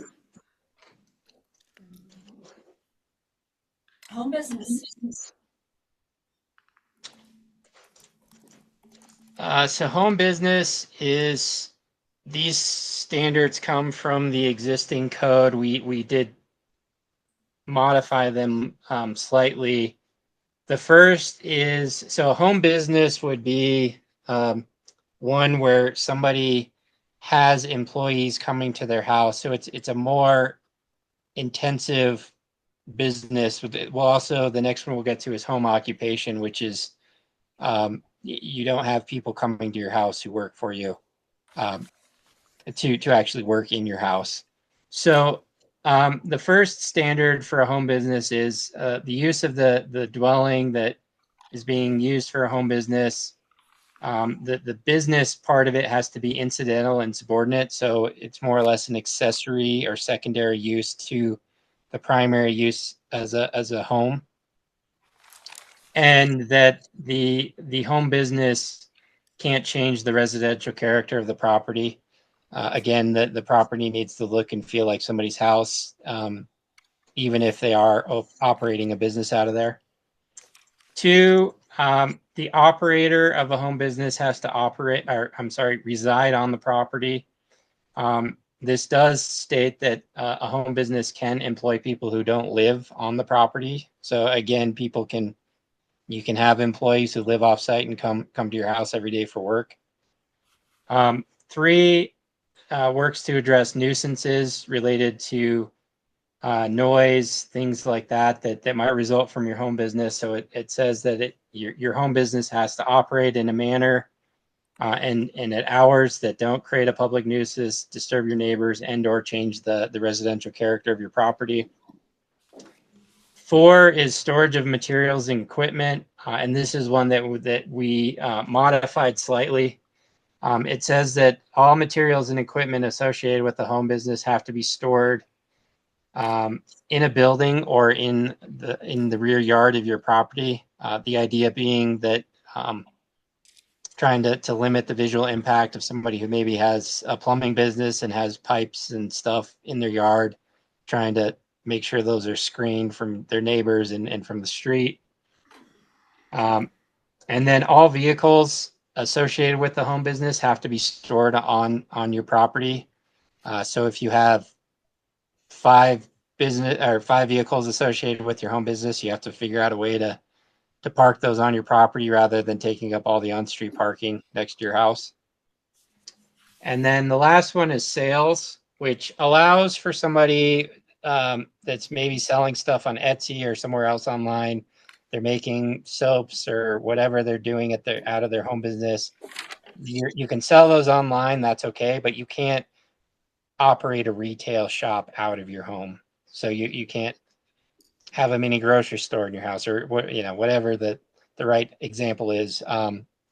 You can have incidental sales, but not your home business can't principally sell stuff to people who come to your house. Okay, I got one for you. If a home business is allowed to have employees, correct? Mm-hmm. And it's conditional use. Yes. A family childcare home, which is allowed to have 12 children, do you really think they're going to do that alone or have an employee? And how does that relate? It's usually by themselves. Is it? 12 kids. Yeah. They don't have to have more than, they don't have to employ. I mean, I'm just saying, like, my son went to home daycare in Edwards, and it was Miss Net. She's Australian. She did it. Wow, more power to her. If one's a conditional use to have the employee, and that is under use by right, I just wanted to make sure we understood that. The only thing is, I would say, like, let's confirm the 12, because I always thought that home daycare was 8. So you should just say. Well, Scott said that he looked it up. It's 12 now, but you should say if it's at 12, do they have to have an assistant, or if it's at 12 by themselves? You see what I'm saying? Just make sure. Regardless, they're 2 different uses. So one standard set of standards goes with one use, and one set of standards goes with the other use.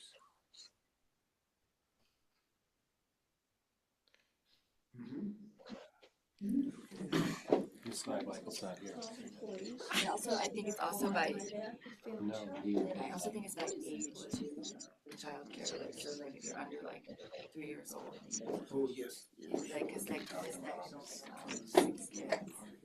Nicole was only like, she was like 2 to 5 years old. So there's an age. There's also age bracket. Okay, anybody else have any questions on home business? No. Next, home occupation. So home occupation has standards that are very similar to a home business. The number 2 is slightly different, where it says that a home occupation cannot employ anybody who doesn't live on the property. So you can't have employees offsite coming to your house. If you have a home occupation, anybody involved with that business has to live on the property. There's a third one. So location, all activities associated with the home occupation must be conducted indoors. This is a bit more restrictive than what's allowed for home business. The home business doesn't have this restriction. And again, the intent is a home occupation is sort of intended to be a smaller operation, less impactful, and to be less, I guess, less noticeable to an extent. So that's why that requirement is there. And then the only other different one is the last one, serving patrons, where you can't have people come to your property who you serve. So you couldn't run a home hair salon as a home occupation, things like that. And it does say except in an incidental manner. So that would be if you were an architect and you had a home business and you had a client come and meet with you. I think that would be allowed under this standard. But again, you couldn't have a home hair salon where kind of you regularly have clients coming and going throughout the day.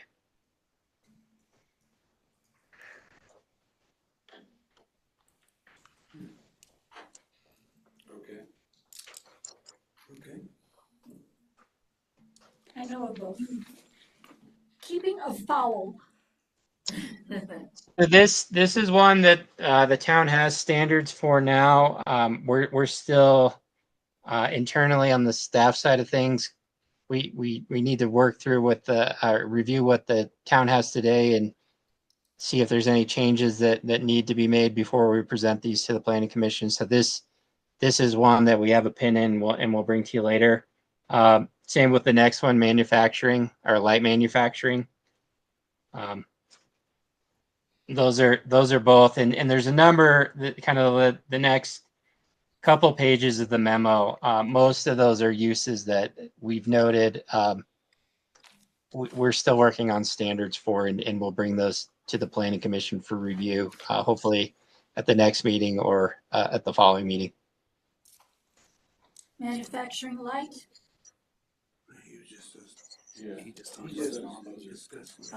Anybody have anything to say on fowl? That's fairly new, isn't it? We only did that a couple of years ago.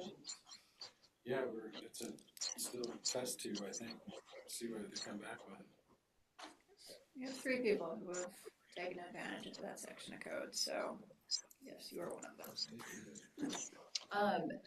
The parrot does not count as foul because it has to be outside, or it does not classify as. Parrot has to be outside. Parrot. No, it doesn't. It still tastes like chicken. Yeah, the parrot's okay. We're not regulating that. But we do regulate. Well, as much as any Will County is. Thank you. Awesome. Yay, we're done. Okay. Well, actually, I don't know if any of you ever. Yeah, maybe probably like short-term rental is the only one. No, that's he not said exempt. everything's in here. Outdoor rental and outdoor food vendor, but that's because both of those reference. Outdoor food vendor, he does. Both of those reference Outdoor- standards in chapter 6. That's their licensing. Yay, I can't believe we crushed that. Even with the long conversation. I'm impressed. Outdoor food vendor. So I think I heard Madison note that the town has a licensing process for outdoor food vendors. This standard essentially says you have to comply with the licensing requirements and the licensing standards. That's about all there is to this one. The next one is outdoor food vendor park or court, which would be an area that maybe there's a group of food trucks that goes in parks. Sometimes those are referred to as a food truck court. So this is a new use that would be allowed, I believe, in the makerspace zone district, or what's today is Grouse Creek. We're still working on developing standards that we'll bring back to the planning commission for review. Matt, instead of makerspace, I was just thinking we could name it Hogwarts Light Industrial. I like that. It fits Minturn.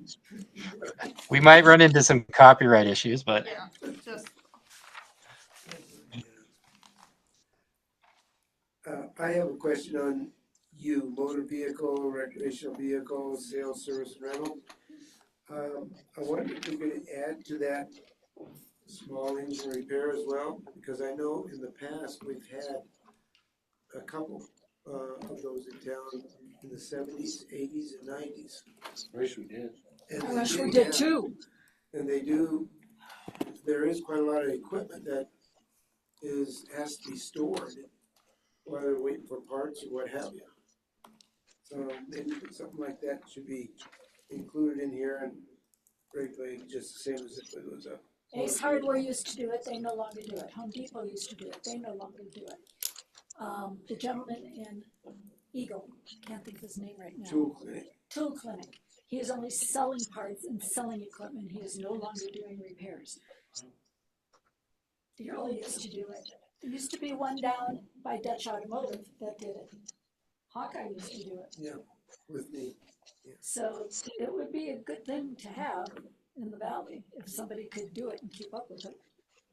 Ask Gusty. Yeah. He's retired. It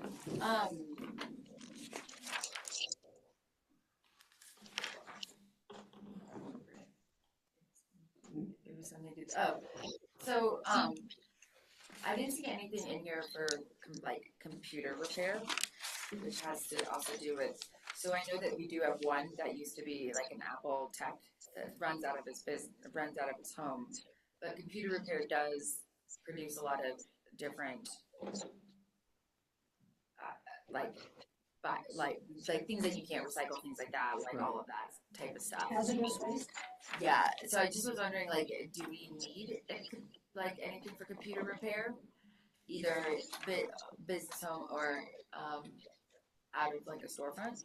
We have small appliance repair shops as a use.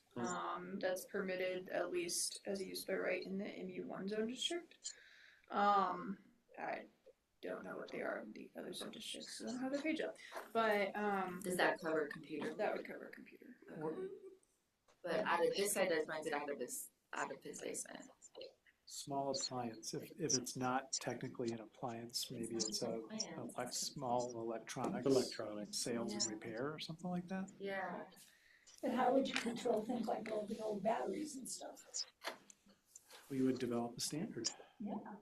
If you have an electronics sales and repair business and it has standards, one of them would be Don't keep your lithium batteries there.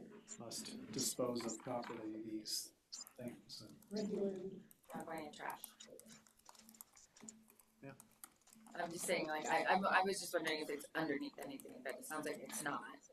It could. Do a little research and see if it's in one or the other, like Matt's other municipalities, if they have something for electronic repair. Sure. And if it's not something common, I don't wanna do that. They can. Just because Anybody else on that one? Natural medicines business? So you guys just addressed that this evening. So I think we can skip over that one. I think I'll just need to get with Scott and Madison to ensure that we incorporate the standards that the town is going to be adopting in this section. Outdoor storage accessory to a non-residential use. So this one and the next one, outdoor storage screen, these are both uses that we're still developing standards for, and we'll bring those to the planning commission at a later time. Will this relate to the conditional uses in the railroad properties where there's always outdoor storage? It could, but those really are just their entire purpose is storage. They're not accessory to any other commercial use. There's businesses over there, service businesses. Some of them do have, but what, really? Yeah, but there used to be a greenhouse. Still greenhouses out there. And Rocky Mountain landscaping stages out there. Matt, I made note of this in my copy of this draft document. Fair Play has two categories: outdoor storage unscreened and outdoor storage screened. And I'm wondering if we want to explore similar categories. Rather than just... Yeah, I would just note, because I'm familiar with codes that have a similar breakdown. Unscreened would be you have an outdoor storage yard that screen means it has a fence or berms or landscaping that blocks views and it sort of reduces or mitigates the visual impact of somebody storing a bunch of stuff on a property. Unscreened would mean you don't have to do any of that. Where I'm familiar with unscreened is it's typically allowed in industrial parts of communities where those sorts of impacts aren't that big of a deal. I guess I would wonder where in Minturn unscreened would be appropriate. The town yard. Okay. Yeah, I'm familiar, I guess, with what they are. I was just suggesting it's not maybe instead of, but maybe in addition to the categories here, we might want to think about that. Okay. But I don't know. And this doesn't overlap with outdoor storage, residential use, which are the sheds. Correct. I like doing just unscreened and screened versus kind of. Matt, you bring up a good point. If there's unscreened and it's allowed in an industrial zone district, are there standards that go along with that, or is it just a free? I'd have to look at some of the other codes that I'm familiar with that have allowed unscreened storage. I almost want to say unscreened storage is a conditional or a special use. Would that be like, the snowmobiles that are stored and not on their, or is that talking something totally different? Yeah. I mean, literally, it would be like a contractor storage yard or some other junk pile that's a storage use, and it would be in an industrial zone district, right? Yeah, I don't know. So like outdoor storage accessory to a residential use, I'm assuming that means screened, non-residential use. Yeah. I say residential. Okay, it's 9:15. I know it is. I would just, if we have outdoor storage that's accessory to a commercial or industrial use, I think standard number one would be, it needs to be screened, right? Or not. I'm trying to differentiate between an accessory storage use and an outdoor screened storage. So the difference is outdoor storage, if it's not accessory, it means that's the primary use of a property. So it would be, yeah, and accessory would be if you have, again, if you have a plumbing business or something like that, and you have and this wouldn't be a home business, this would be in a commercial part of town where you have maybe some material storage on the property. That's accessory because it's accessory to the primary use as a plumbing business. Whereas again, outdoor storage that's what the property is really used for principally. So like you said, tile, the granite company down in Eagle, how they have all of that, that would fall underneath W. Yeah. Yeah, I got it. What does our car storage outside of town down by the autos, down by Dutch Auto? Oh, that's just there. And Well, but it's screened, so I'm asking what would, he's saying That's a sticky one. these standards will be, I mean, That's an outdoor storage screened. correct. Screened non-conforming use. There you go. Because what he just said didn't relate to that. Screen non-conforming. Right.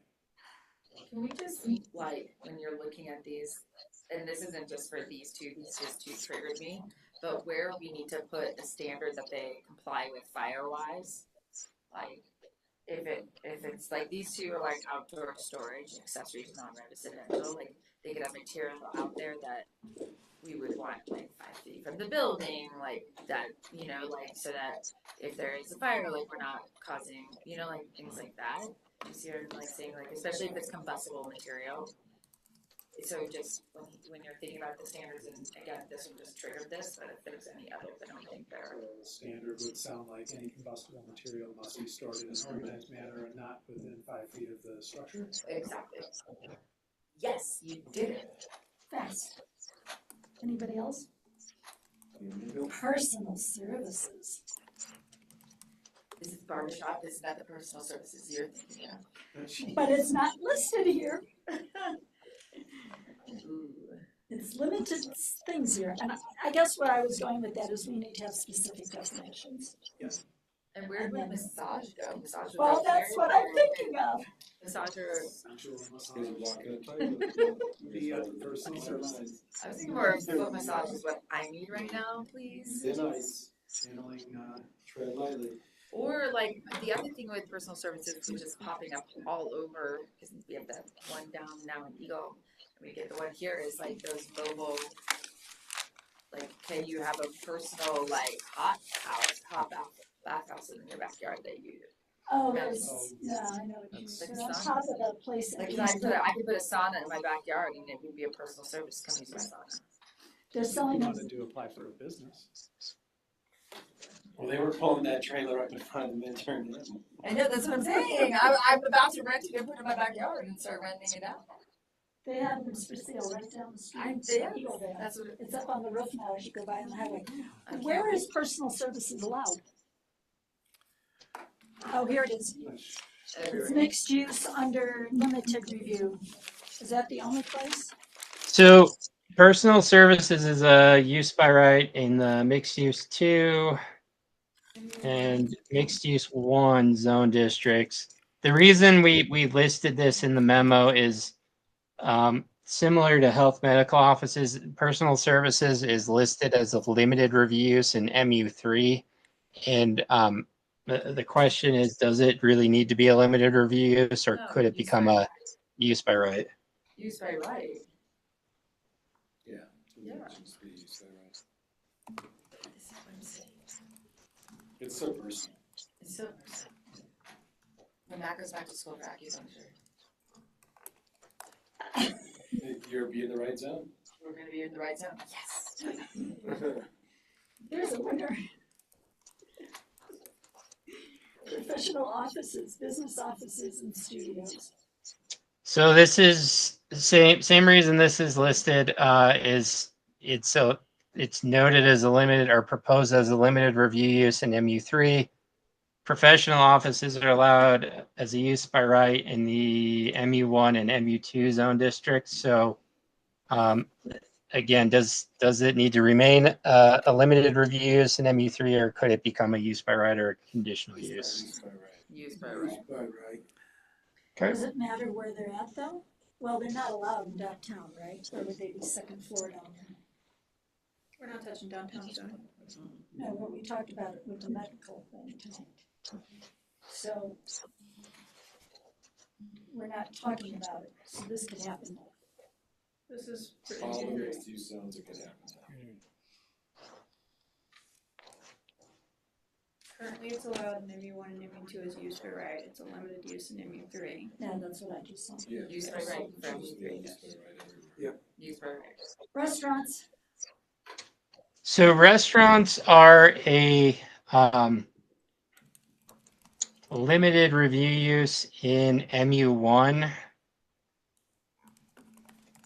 And we wanted to ask if they should remain a limited review use, and if so, we can develop some standards and bring those back for review. I will note that restaurants are proposed as a conditional use in MU3 and then a use by right in MU2. They're not in use for MU3, they're not included as any, I don't think. They're conditional use. They're conditional? Oh, I see, restaurant.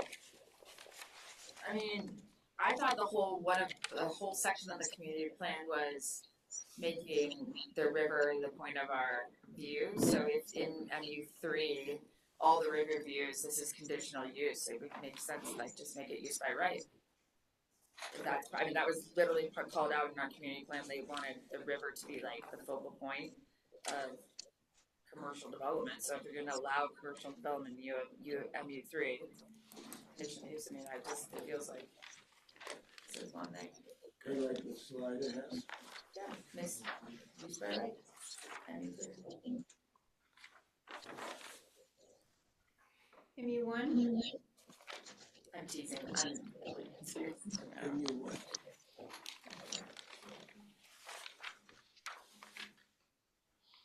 Isn't it already used by right for MU1? It's a limited use for MU1? It's limited use and under MU1. Game Creek Old Town Character Commercial and Old Town Character Mixed Use. Why wouldn't you just make it a conditional use in all of those zones? So they then have to like come through and do parking. I agree. I really don't think the restaurant should be used for that. It's a major impact to. No, I know, I was totally being facetious, I didn't think anybody would listen to me.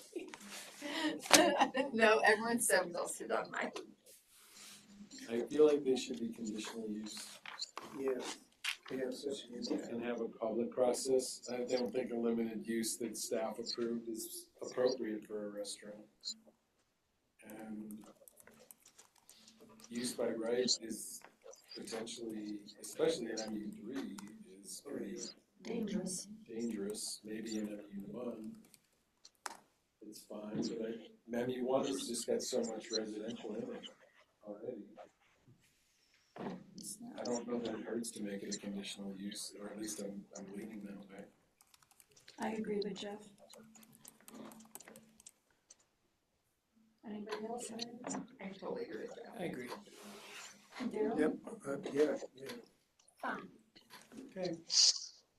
Short-term So the rental direction is to make restaurants a conditional use in MU1? Is that what I In all heard?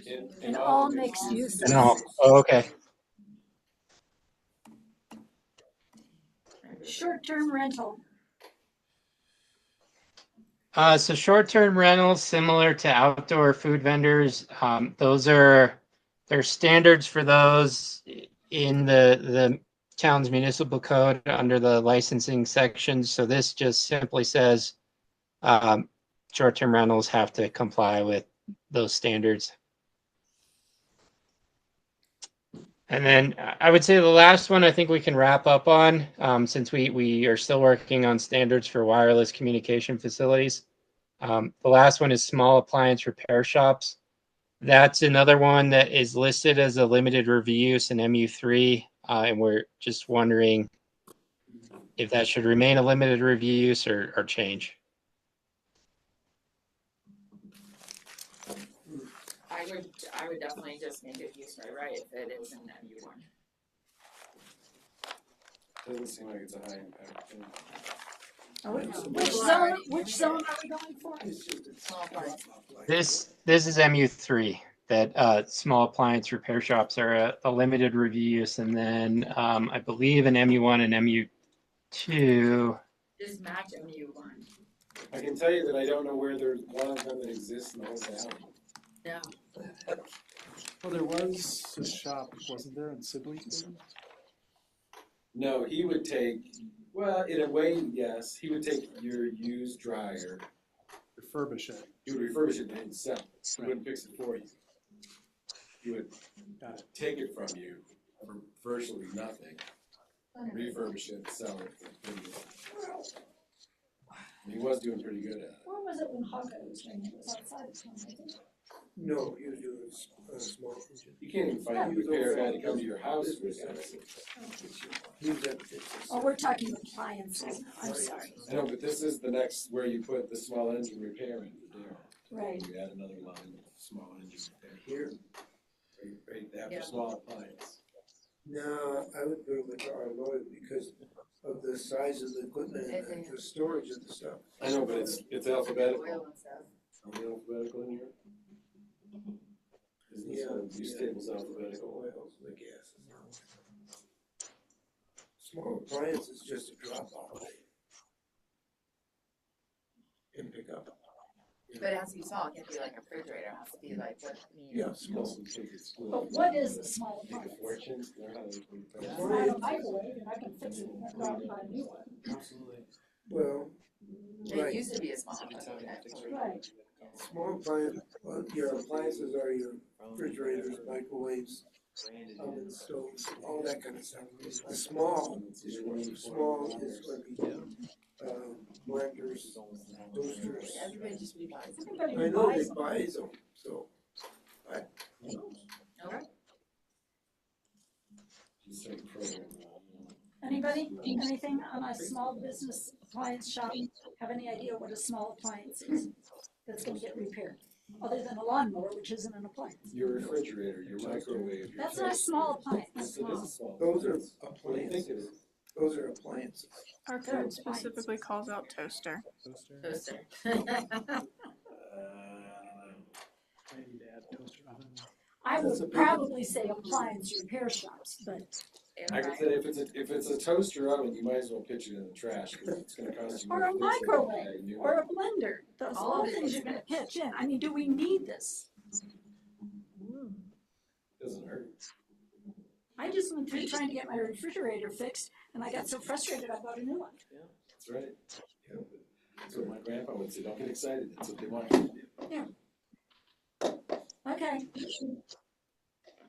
I'm not sure about that one, Matt. Wireless Okay. communication facilities. That's not done. Not done? No, that one's not done. Is there any direction on small appliance repair shops? I will note it's a use by right in MU1 and Can we MU2. try to come up with definition what small appliances would be covered in there?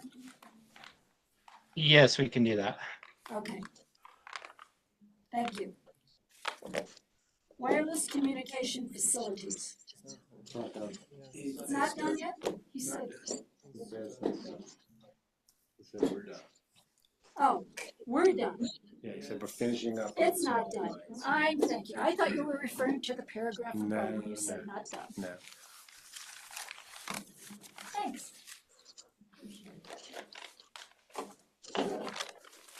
Next, Matt. How are you doing? I'm doing pretty good. That's all I have for you guys. I appreciate you. This has been a long meeting, so I appreciate you hanging in there. Appreciate you hanging in there. Appreciate you being on. You bet. Yeah. Okay. Matt, thank you. Have a great night. Yeah, thank you. You all as well. Does anybody have any questions on the manager's report? No. Dennis and I have one.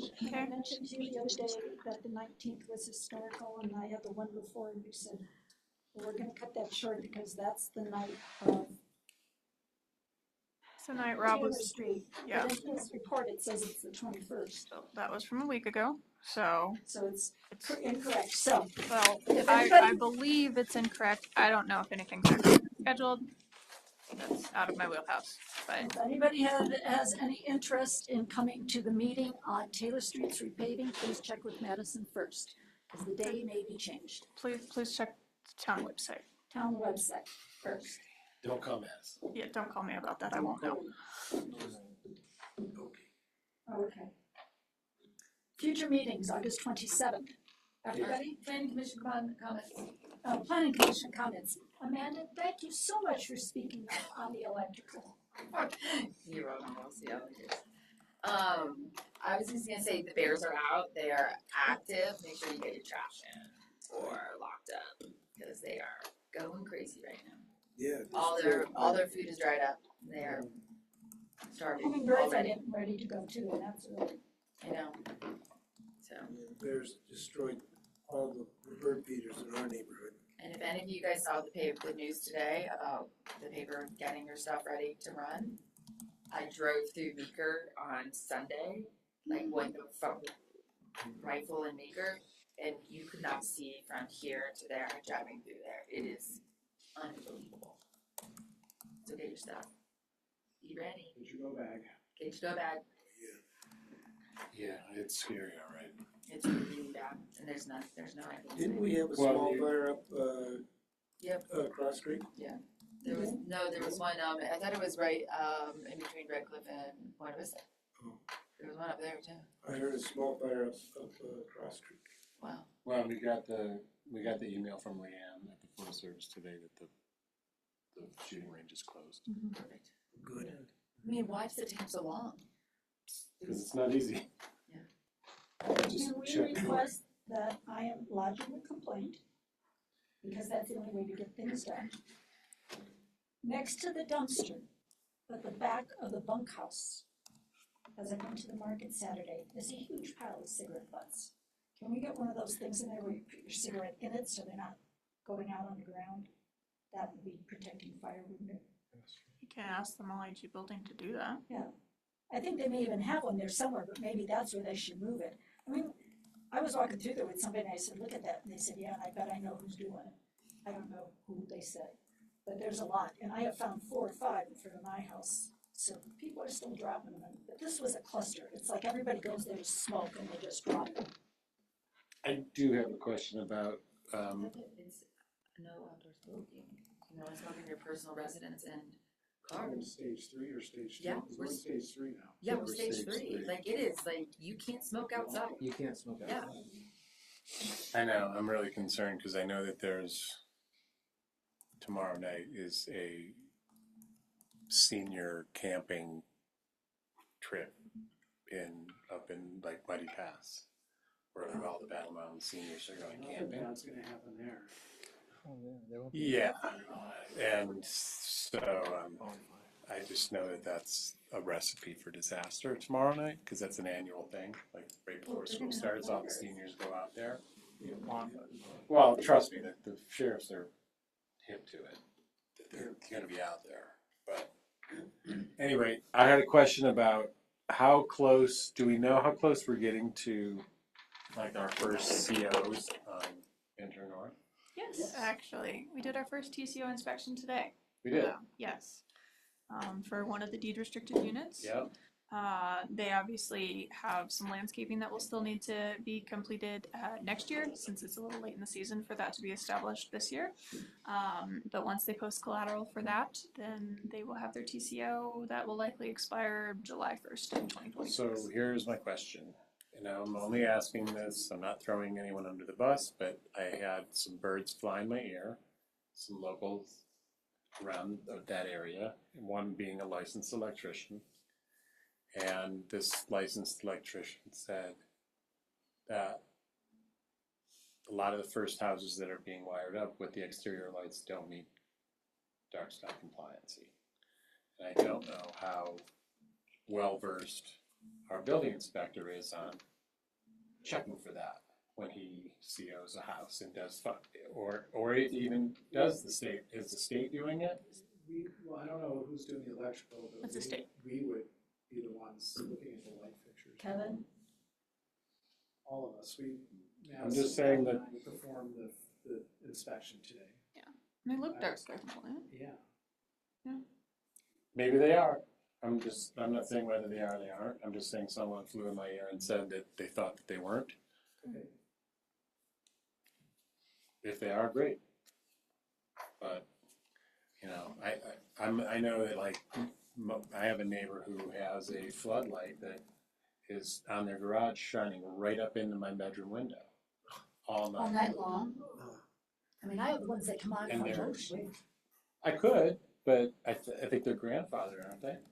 New They haven't changed any, construction, they haven't like- changed it, so I don't know that, does everyone in town have to be, if they haven't changed it, can you make them change their lights? Typically when things like new lighting codes get established, there's a grace period.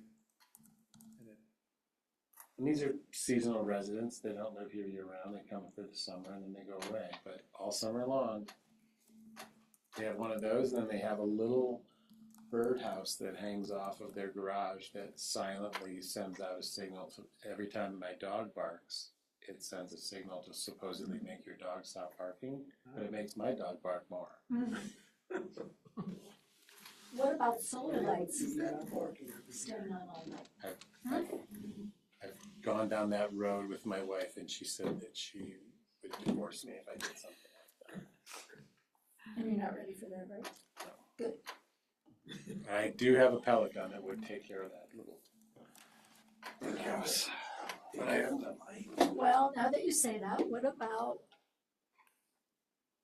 Costco solar lights that you plug into the ground that get solar lit at night and stay on all night?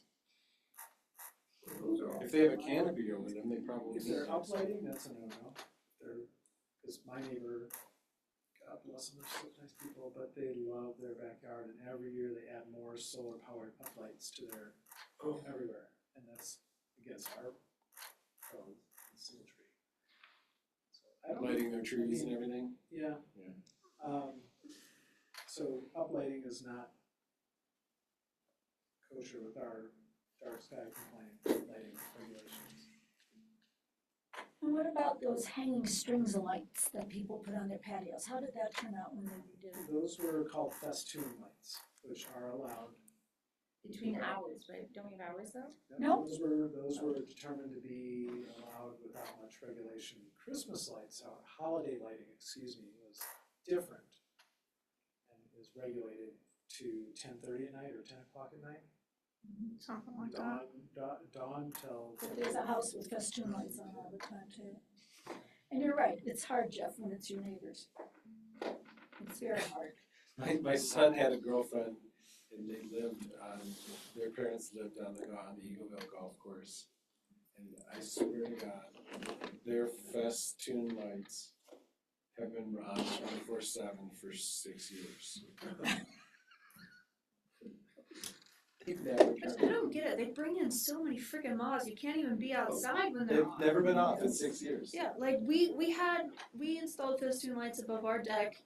We used them, I think, 4 times after making our friend climb a tree with which to anchor them off of. And they just brought in so many moths that it wasn't worth it. We turned them off. I also found that the ones that we put on my son's playhouse, treehouse, it's solar powered, and if you don't turn it off, as soon as it gets dark, they just automatically come on. So you have to physically turn the things off unless you want them on.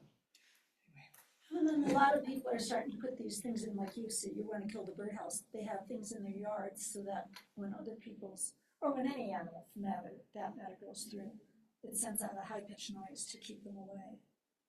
Those are developing. I don't think it works. I wonder if it does or not. You know. It's not keeping the bears away. we You know what works? that. Wolf pee. I have that at home. Would you like some? I bet you do. I'm a gardener. I used to use it on properties. I'd like to make motion we adjourn. Second? I think you're great. Well, first of all, one quick question. September 10th, everybody here? Yes. Yes, yes, yes. Okay. Go ahead. I'd like to make a Well, motion. no, I was gonna say, I am gone September 24th, 27th. 24th, which is the meeting after the 10th. After the 10th. No, September. Oh, September 24th. I'm sorry. We have 3 meetings?